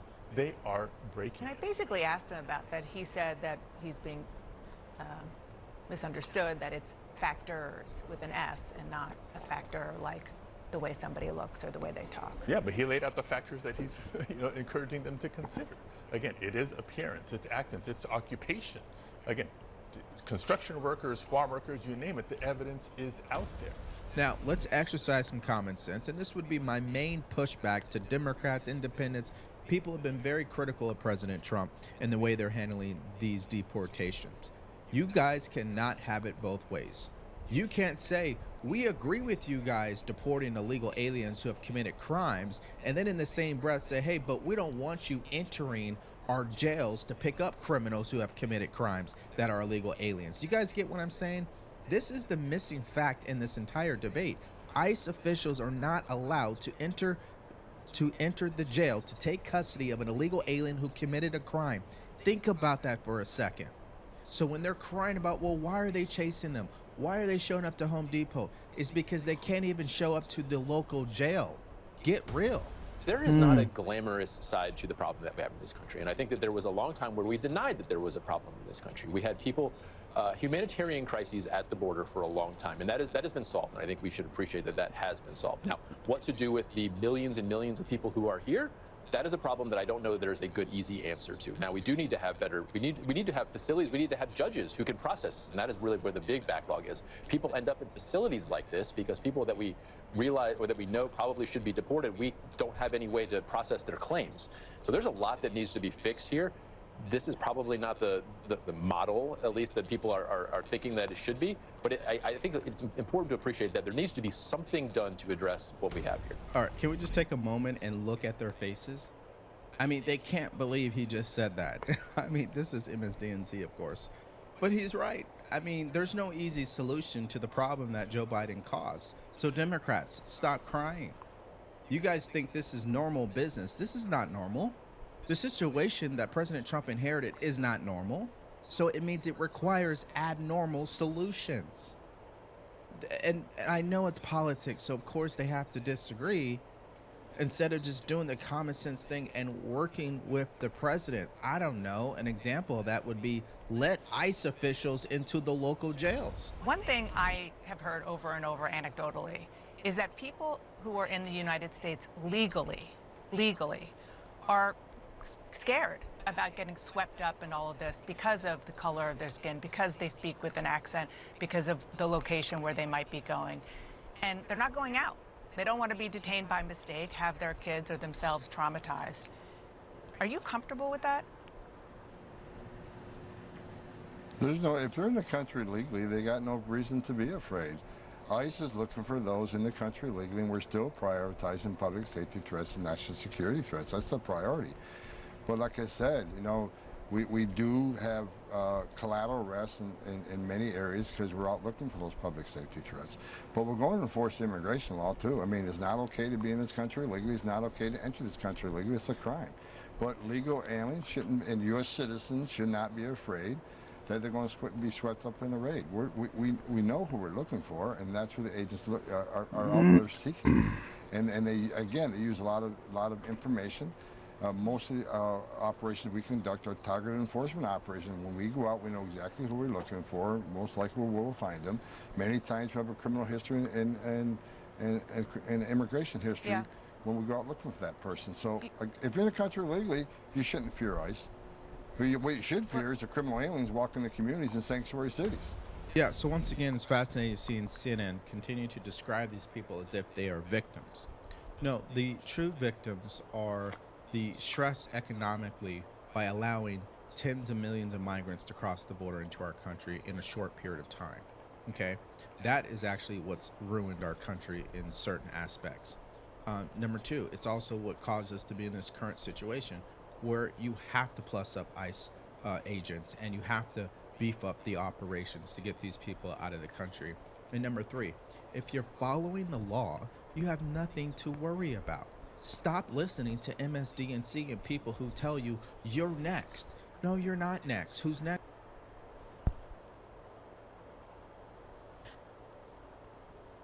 For every person. God damn, that was loud. Let's see.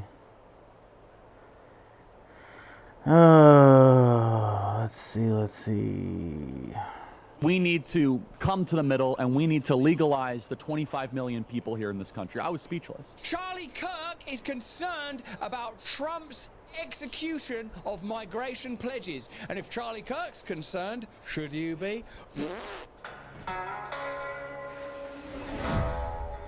Hello there, you Awakening Wonders. Remember, get Rumble Premium and you can see me doing this stuff live. This is where I take a deeper dive into a particular story. Today we're looking at Charlie Kirk's assertion that the US government under Trump is not delivering on the pledge to purge America of illegal migrant labor, probably because of vast, potent corporate power in the agricultural industry and food industry that has significant donor and lobbying dollars that are able to manipulate and influence policy way beyond what you, the electorate, can do. Now, whether you think migrants should be in the United States of America or not, let me know in the comments and chat, by the way, what you actually think about that. When it comes to it, it looks like even a figure as astute and powerful as Trump is unable to deliver in the face of opposition from vast institutional financial powers. Let's have a look at it. First of all, here's Charlie Kirk making the initial claim.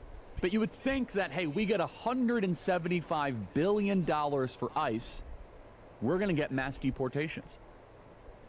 We're going to be able to have now the largest deportation effort ever. Yes, in theory, but in practice, there's something else afoot. Literally, the day before President Donald Trump was signing the big, beautiful bill, I got a couple phone calls from people that you would call members of the ruling class. A lot of money and a lot of connections. They said, Charlie, isn't this amazing? We passed the big, beautiful bill. I said, oh, yes, sir. And they said, now we need mass amnesty. What? I said, we haven't even signed the bill yet. Charlie Kirk is almost like a Jeremy Corbyn-like figure. Let me explain. Jeremy Corbyn is a British left-wing figure who's going to start his own political party in the UK, attacking the government from the left. He's very pro-Palestine. He's very pro-free speech. He's probably an atheist. He's likely somewhat communist. He's anti-royal family. You might disagree with him on any one of those points that I just listed then. He might even disagree with my diagnosis and analysis of his position. But what you couldn't dispute is that Jeremy Corbyn is authentic. You could say the same about Charlie Kirk. you could run a bullet-pointed list of things to disagree with Charlie Kirk about, but what you'd have to agree with is Charlie Kirk is telling the truth. And what Charlie Kirk is experiencing now is what happens when you are successful as an activist or a lobbyist. Charlie Kirk has now maneuvered from a peripheral anti-establishment conservative who, through his group Turning Point, is advocating for republicanism, conservatism, Christianity among young people in particular. Certainly the event I'm participating in is geared towards that. And now he's experiencing what it's like when you have actual influence and power. He's getting phone calls from mysterious forces and sources saying, hey, listen, you might want to back off on the Ishnay, on the Exnay, or whatever that, Ivagu, Avagav language is. Do you remember that language from school? They said, yeah, these deportations, we're going to lose the midterms because of the deportations. The people on the right, they'll understand, and we need to come to the middle, and we need to legalize the 25 million people here in this country. I was speechless. Because here I am actually thinking, a little naive, we're going to sign this big, beautiful bill, and we're actually going to get mass deportations uninterrupted from an asymmetrical attack. So we have somewhere between 20 to 50 million illegal aliens in this country. We don't actually know the numbers. These are all guesstimates. These are all just approximations. And there is a movement afoot as I am doing this broadcast. And this is bigger than anything with Epstein. This is bigger than anything with tax cuts. It is happening right now in Washington, D.C. And I can say this from firsthand experience, that people are pushing President Trump for amnesty. They are pushing him for mass legalization of illegals. Now, President Donald Trump, of course, would never push for amnesty, but President Donald Trump said something at a rally on July 3rd, and my phone lit up like you wouldn't imagine. President Donald Trump was talking about potentially doing a bipartisan compromise deal for illegals that have stolen Social Security numbers, that are illegally domiciling themselves here in the country, that are all felons. Every single one of them are felons. They're just not yet indicted felons. But if they're here illegally, you're a felon. It's against federal law. We've gone through all the different federal laws that you break by being here. And this is President Donald Trump speaking at the Iowa rally saying that we might need to do some form, he didn't use the word amnesty, but some form of soft amnesty. And I could tell you now, through other reporting that I've been able to do and phone calls, there is a major push right now to do a bipartisan amnesty deal, a major push. People are trying to push the president. Hey, you got the money for ICE, now we need to go move to the middle on immigration. Play cut 258. People have worked on a farm for 14, 15 years, and they get thrown out pretty viciously, and we can't do it. We got to work with the farmers and people that have hotels and leisure properties too. We're going to work with them, and we're going to work very strong and smart, and we're going to put you in charge. We're going to make you responsible, and I think that that's going to make a lot of people happy. Okay, so that's what Charlie Kirk is responding to. It certainly sounds like a compromise. Let me know what you think in the comments and chat. Here's Lee Fang writing on Substack. Now, Charlie Kirk has a very particular perspective. He's an activist, an advocate. My bad, bro. It's super late. But, just watching what other liberals have to say. I think he's conservative, to be honest. MAGA or Trump for conservatism. We listed his credentials previously, and remember, I'll be appearing at Charlie Kirk's event Turning Point this Saturday. Here's a link in the description if you want to join us there. The reason I want to give you Lee Fang's perspective is precisely because he's outside of the Republican movement. He's not right-wing, he's not conservative. He was cancelled when he became outspoken during the pandemic period. You can learn more about Lee Fang if you want to. Here's his article on the very same bill and the compromises that have come out of the signing of the big beautiful bill and what appear to be pivots and alterations of Trump's perspective on the matter of illegal immigration. To the untrained eye, it might appear that the Trump administration has been just as hardline on immigration as it promised it would. It's true that the number of attempted crossings of the US-Mexico border have plummeted, but despite the vast number of illegal immigrants still in the US, Trump's actual deportation record is below that of last year, when the Biden administration sent back more people on a month-to-month basis. Perhaps most significantly, Trump has so far ignored the biggest magnet for those crossing the border without authorization, the many corporations luring migrants with the... Wait, what? ICE came to your house and knocked at your door? No way. What the fuck? Did you tell them to go fuck themselves, bro? But what'd you do? That's crazy. What? We all legal though, so they couldn't do nothing. Bro, ICE came to the house this week. Yo, Mike, were they just how'd it go down? That's insane. We gotta talk about that soon. That's fucking insane. Promise of Some neighbors called them because they said there looks like there's a lot of immigrants at our house. Your neighbor's a snitch, nigga. They're fucking old white dudes like they got some fucking Mexicans at their house. I know you're Peruvian, but fucking Mexicans over there, bro.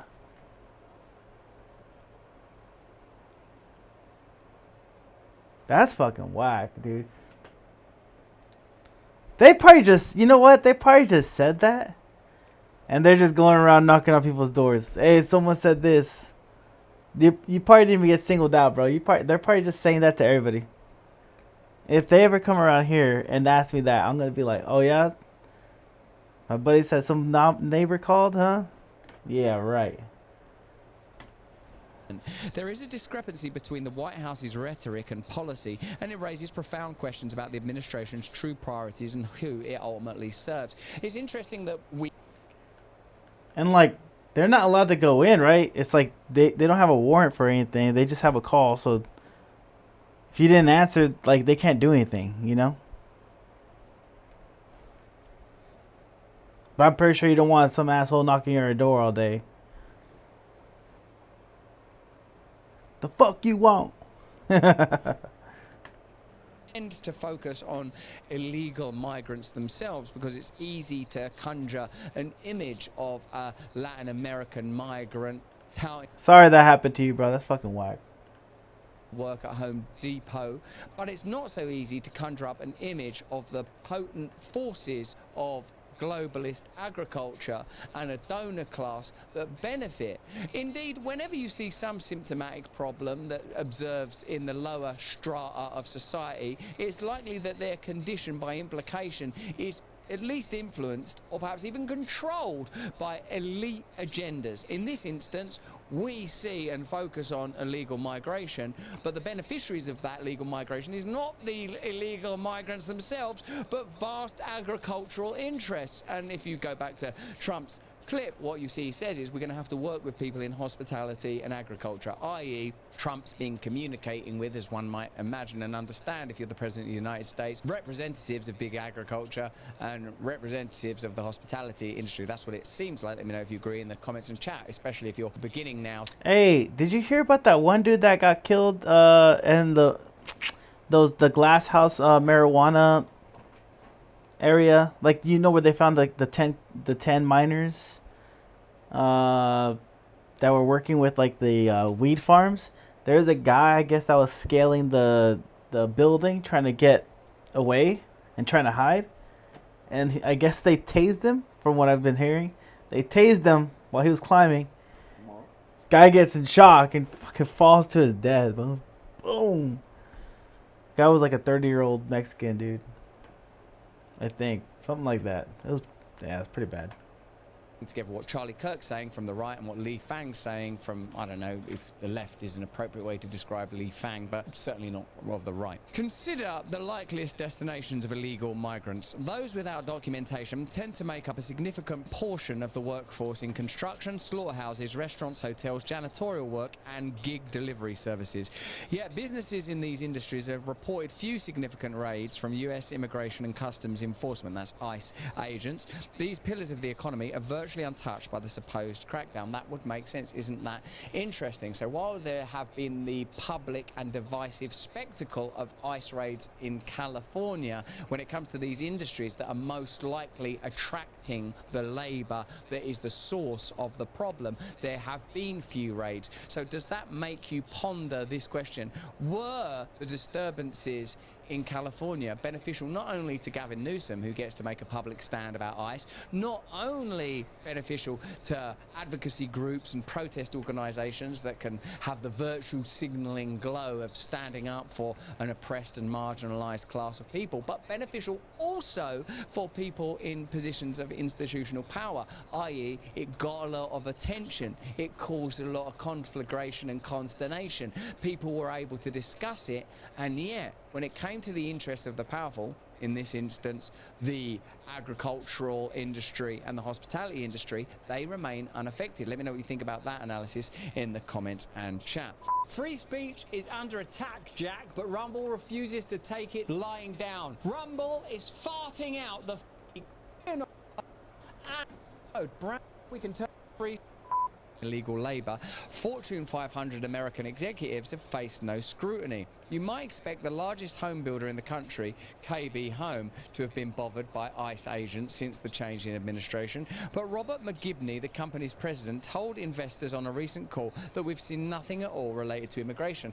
Let me know, do you agree with Lee Fang's analysis that if you were serious about stopping migration and illegal migration, you would look to the organisations that are responsible for employing the migrants and cut it off at the head? And would this apply in France and the UK, wherever you are seeing mass migration? In countries in Europe, the assumption is that people are taking advantage of welfare and social security benefits. But here it seems that there is a conduit into the labour market that is not being regulated or controlled. If you want to stop illegal migration, stop the flow of money and you would stop the problem. Is that a reasonable assertion? Let me know what you think in the comments and chat. And the collective sigh of relief from corporate employers comes as the administration has officially signalled leniency for business interests. Trump has, in fact, offered a generous reprieve to industries involved in employing illegal migrant labour. We just saw that clip, in fact. For all the suggestions of zero tolerance, Trump has recently moved the idea of allowing undocumented agricultural workers to leave the country and return as guest workers. We have to take care of our farmers, the hotels, and, you know, the various places where they tend to need people, the president told reporters last month. That's the clip. So, obviously, Charlie Kirk and Lee Fang are responding to the same stimuli from different perspectives. One thing that is certain is that there might be a way to resolve the problem of illegal migration without focusing on the migrants themselves, but the sources. And when you reflect on it for a moment, who has more power? The vast swathes of illegal migrants themselves coming to America in search of an income, or massive industries that seek to exploit cheap labour? Indeed, wouldn't it be more sensible for anyone, whether you're from the right or the left, whatever your ideological or religious perspective is, to focus on the powerful institutions rather than the underclass who are benefiting from the requirement for cheap labour that agriculture requires? And let's for a moment focus on this fact. You know, there's a lot of unemployed people, and maybe those unemployed people would be happy to do agricultural jobs, and there's an assumption that domestic labour won't work as cheaply as migrant labour, and perhaps that's true, but maybe the agricultural industry should give up what I assume are pretty significant profits in order to appoint a domestic population in need of labour. Let me know what you think about that in the comments and chat, and let me know what you think is going to happen as AI and robotics emerges and advances to the point where not only low-paid jobs are affected, but middle-class jobs are affected. How is that going to affect institutional and elite power? We've all got that coming down the pipe to consider, haven't we? The contradiction at the heart of the administration's approach reveals a fundamental tension between populist rhetoric and pro-business reality. While cameras roll for dramatic deportation footage,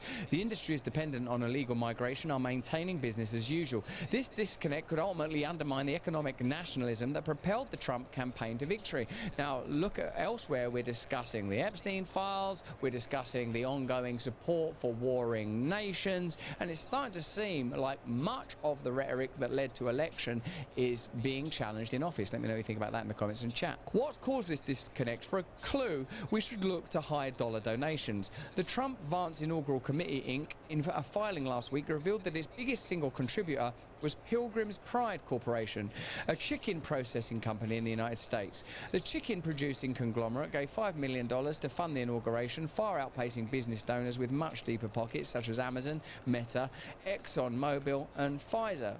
Let me know in the comments and chat if you think that the entire system of donation should be outlawed and banned. Wouldn't that make politics simpler if it was impossible for large corporations to make donations to political parties? Would you vote for that? And when Elon Musk's talking about a third party, should That would be against a. I think that would be against freedom of speech, though. Even if they do donate a bunch of money, that's their way of like saying something, you know. But I mean, it would be interesting if they did it. But I believe that's an impede of freedom of speech. That they're able to donate the money because that's their. Yeah, that's what I'm thinking. Something like that. That's what I heard. be truly innovative and start focusing on getting money out of politics? And if Elon Musk's not going to do that, don't you think that we should start a confederacy of networked, localized political organizations that do focus on that? Would you be interested in that? Or when it comes to it, do you think, oh, that's not possible? The world could never change that much. I'm just going to be choosing between this option and that option. And if that is how you think and what you believe, then you are an unwilling participant in the ongoing hegemony because you yourself do not have faith enough to advance forward in the good graces of the possibility of real and radical change. Pilgrim's Pride has much to gain from a lax approach. Last year, the company confirmed reports that it used buses to transport Haitian workers to its plant in Russellville, Alabama. Well, there's a town I'm going to be visiting. It also employs thousands of migrant workers, many of whom are alleged to be without documentation at its poultry facility in Moorfield, West Virginia. The activity of Pilgrim's Pride, then, exemplifies the industrial-scale employment of undocumented workers that has become standard in certain sectors of the American economy. In this, the company is representative of an industry that's done more than any other to ruthlessly exploit migration. All of this is at odds with the promises of the Trump campaign before taking office. Last year, the soon-to-be Vice President J.D. Vance said that migrants below market pay had undercut the wages of American workers. Accepting the nomination, Vance said, "We're done importing foreign labour. We're going to fight for American citizens and their good jobs and their good wages. We need a leader who's not in the pocket of big businesses but answers to the working man, union and non-union alike, a leader who won't sell out to multinational corporations." That's the kind of rhetoric that I must say I find incredibly appealing. How is it playing out in government? Such remarks represented an incursion into traditional Labour-centric offering of the Democratic Party.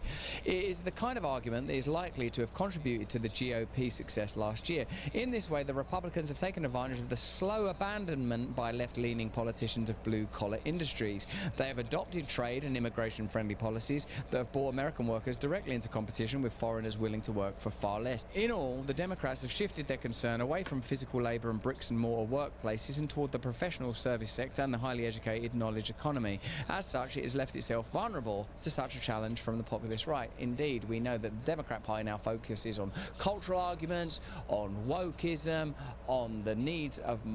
They fight for... yeah, ideals, I guess, right? And they're really big on the trans thing right now, too. Like fighting for the... I'm not even sure what they're fighting for anymore right now. They have to like pivot, because if they keep fighting for the same stuff again, they're gonna lose. They probably should go for Medi-Cal next one, maybe. I don't know what they're gonna fight for. And exploits these minority needs in order to reposition itself now that it has, as Li Fang points out, abandoned working class interests. Studies... Pretty crazy. Pretty crazy. Alright. I think that's it for the night, guys. Ooh, meta update. The most sauce decks. I gotta see this. Hello, YouTube. Yet another major Ursi Day tournament is concluded. I ended up playing one round in this entire tournament and I won it. But what? I ended up going to, there was a fair happening in my city. It was really good. I had this barbecue, so I had an amazing time. I ended up seeing Superman. If you have watched Superman, let me know what you guys thought about it in the comments below. I'd love to talk about it with you guys. But outside of that, a major tournament has happened and there's been quite a few meta shifts. Remember, last week's meta update, I kept saying Oricorio is up. I even made a video, right, that showed all the different Oricorio decks that you can play, and Oricorio was the 3rd most used deck. And I want to talk about like why that's happening, where that's coming from. Of course, we know that the rank 1 Seagun actually ended up using a Charizard list, 6,000 points. It's freaking insane. I played 100 games, and I thought that was a lot. He ended up playing oh my gosh, 104 games in a day, right? A kind of insane person, really. No, he went 104. I played 100 games and I was exhausted. He played 156, 160 games. I can't keep up. Honestly, I have so many thoughts about this rank. 150 games is crazy. The important thing is that he was switching between 2 Charizard variants. One without Flareon, which if you are high enough rank, you'll actually start seeing less Silvally or Oricorio, and this can be a deck that you can consider. But the big thing is like he started using Potion plus Cape. But really cool to see. This is the Flareon version, which is like meant to be Oricorio. That's what it is Sabrina in this version. But this version is made to do good in like the mirror match, in the other matches like Sylveon, Gren. That's why there's a Potion and the Cape. You want to see all your healing, and even the tournament right before the Ursa Day, this guy went 15-0 with Charizard. So that's the thing I kind of want to mention, is that Charizard's broken. Charizard may very well be the best ranked deck, but as far as it comes to tournaments, it is firmly second, as Sylveon Greninja is just way too consistent, and the fact that people are always going to try to counter Charizard Sylveon means that it has a rougher time in this tournament. The Ursa Day is still going on, but there are a few people already in that top 8, top 16, so I do want to talk about some of these decks. First up is Random Waves using Sylveon Solgaleo. I think this is actually the best way to play this deck. It's going to be Solg and Eevee. I think at this point Sylveon Slop is everywhere, right? But this is the first time we're seeing Solgaleo Sylveon Slop like pop off in tournaments. So it's very nice to see. This is actually a list that I ran on stream as well, except this guy has double Sabrina, so he's cooking a little bit harder than I am. Double the Magiarna is great. It's a 90 HP Pokemon. With 2 metal, you'll be able to deal 80, which is going to get rid of Oricorio, especially with Guzma. Leftovers is the really cool tech. Leftovers Solgaleo, if you notice, a lot of these Zard lists that I was showing you, even like Seaguns, has Guzma, right? So with Leftovers, it actually avoids getting Guzma because you attack, you go to 170, and then you heal up that 10. So it's a really, really cool anti-Charizard tech. So we end up with a Solgaleo deck that has a kind of positive matchup into Charizard asterisk, right? And the asterisk is you need Leftovers, but that's like a very fine asterisk. They're currently 9-0-1. They're in contention to win this tournament. The other decks I need to talk about is Darkrai. And why Darkrai is so good, well, I just said Oricorio is everywhere, right? So this guy is currently 10-0, has a chance to win the entire tournament, and I kind of want to stress that one of the biggest things that's happening in all of these these Oricorio deck lists is they're dropping a card. They're dropping the most important card, right? And that card is Guzma. So none of these decks run Guzma. Oh shit. Therefore, Darkrai players are actually dropping Nihilego because they're like, oh, my Rocky helmets are sticking because there's no more Guzma. And so because of that, decks like Darkrai Giratina are back to their original form. I think that this is the second best deck in the tournament. I think this is the second best deck, period. But it's gonna have to warrant another video because this deck just doesn't die, right? It kind of adapts to the meta, and it's taking advantage of it not being the biggest threat, right? It's never gonna have the biggest meta share anymore. Those days are behind us, so it ends up taking advantage of how the meta adapts and the fact that a lot of decks are lacking Guzma, especially Oricorio decks. You end up doing really, really nicely into them, and I think that even the other Darkrai player has probably also dropped Nihilego. Yeah, so they both have dropped Nihilego. And I think that's a very important meta development. If you are still using Darkrai to climb, I would recommend also just going back to a Rocky Helmet form variant because none of them are running Guzma, and you are even able to beat Oricorios just off of Darkrai pings and Rocky Helmets. Because let's look at that list. So this is like another top 8 list. you'll notice that this deck lacks healing, right? If you lack healing, that means you are a ping Rocky Helmet away from KOing the Ori, and you KO all of these, especially with Rocky Helmet, after a Darkrai Ping attack.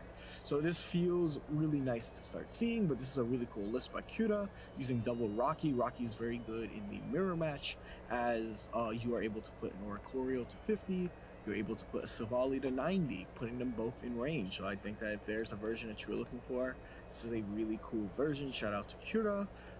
And finally, I think the other deck I want to talk about, because all the other decks are like mostly have been like what we have seen before. But if you're looking for a spicy deck, like a spicy meatball, I have to show you this deck that made top 64. Yes, it lost immediately. Yes, this is YouTube content, but it does not matter. Here is Delcatty Snorlax Comfey. What the fuck is this? Energy only deck. Energy assist takes a color. What the fuck is this deck, bro? I've never seen anything like this. You're running Skitty and Delcatty. Let me see how this thing. I'm gonna blow this thing up. Hold up. Energy from your zone and attach it to your bench Pokemon. So you're going to be attaching it to a Snorlax. Of that, it's going to charge it 2 times, right? And eventually, you are going to be able to get Snorlax in. You do have Psychic Energy, which means this Comfey is going to protect it from any and all special conditions. This means that Poison Barb is not going to do as much as you want it to do against this. And like I said, this is why we're all switching back to Rocky Helmet. But this is really, really cool. I obviously have beef with Snorlax, but I still need to respect when someone cooks. These tournaments are hard to make cut, and making it just in at top 64 is amazing. So big shout outs to them. That's a creative deck for sure. I've never seen anything like that. I played against it. I did beat it just like probably an hour ago, but I didn't know what they were doing. I was like, what the fuck is this? I beat them more before their Snorlax came out, so I didn't really get to see the full deck. Such a goofy ass deck, I think, is the best way to really talk about it, and I'm very excited to see how this tournament ends up playing out. But we have kind of where we're at. I think this meta is pretty well defined, right? The only really big thing I want to talk about, besides we have Sylveon Grenz at the top, Zard, Sylveon's at the top, Giratina, Darkrai. Those are my top 3 at the moment. And then the decks right below it, Flareon, Leafeon, Sylveon, Ori.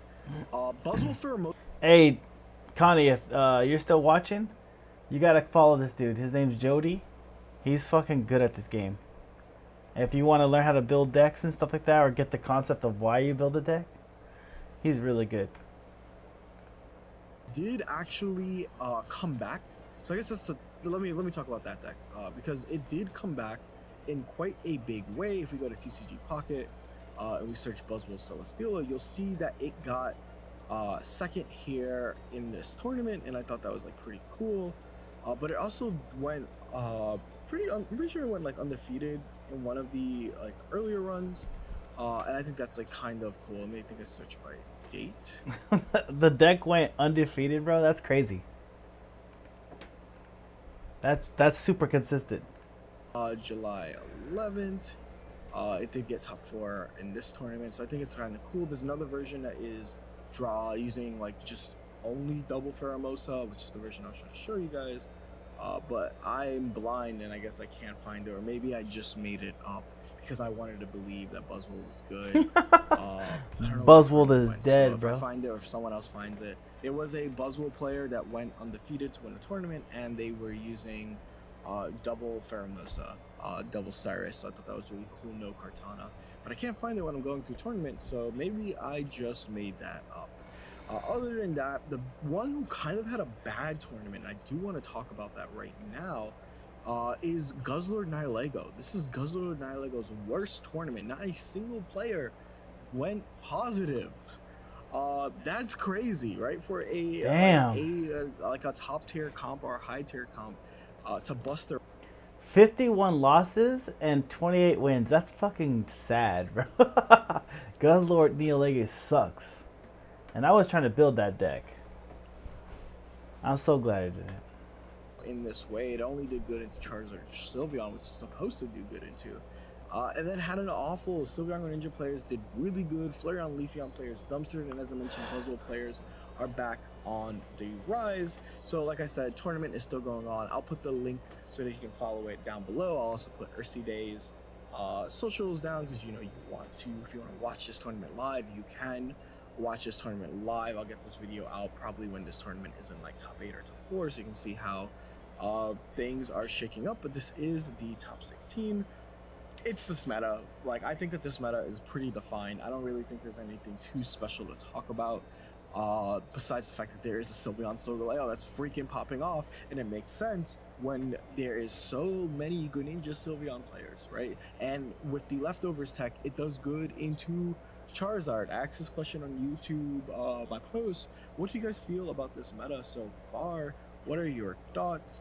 And you know, that's really all I have. His Indian accent came out. Where your nuts? I've been yapping. I'm probably gonna grab breakfast and start streaming. So take care, y'all. I will be back another time, probably with like a Dark Red video. I'm kind of really invested in figuring out the script for the 100 games. I played 100 games in a row, non-stop, and that was kind of insane. So I'm excited. That sounds brutal, bro. I can only play like 5 games max in a row when I'm ranking, and then I get pissed off. All right, guys, that's it for today. We got the 12 a.m. a lot of student action summit stuff that I was trying to catch up on. Tom Homan coming through Makani's doorway is fucking crazy, and fuck that neighbor. But yeah, I'll see you guys tomorrow, same time, 8 p.m. Love y'all. Story about and that. fucking Anyway, bye-bye. peace.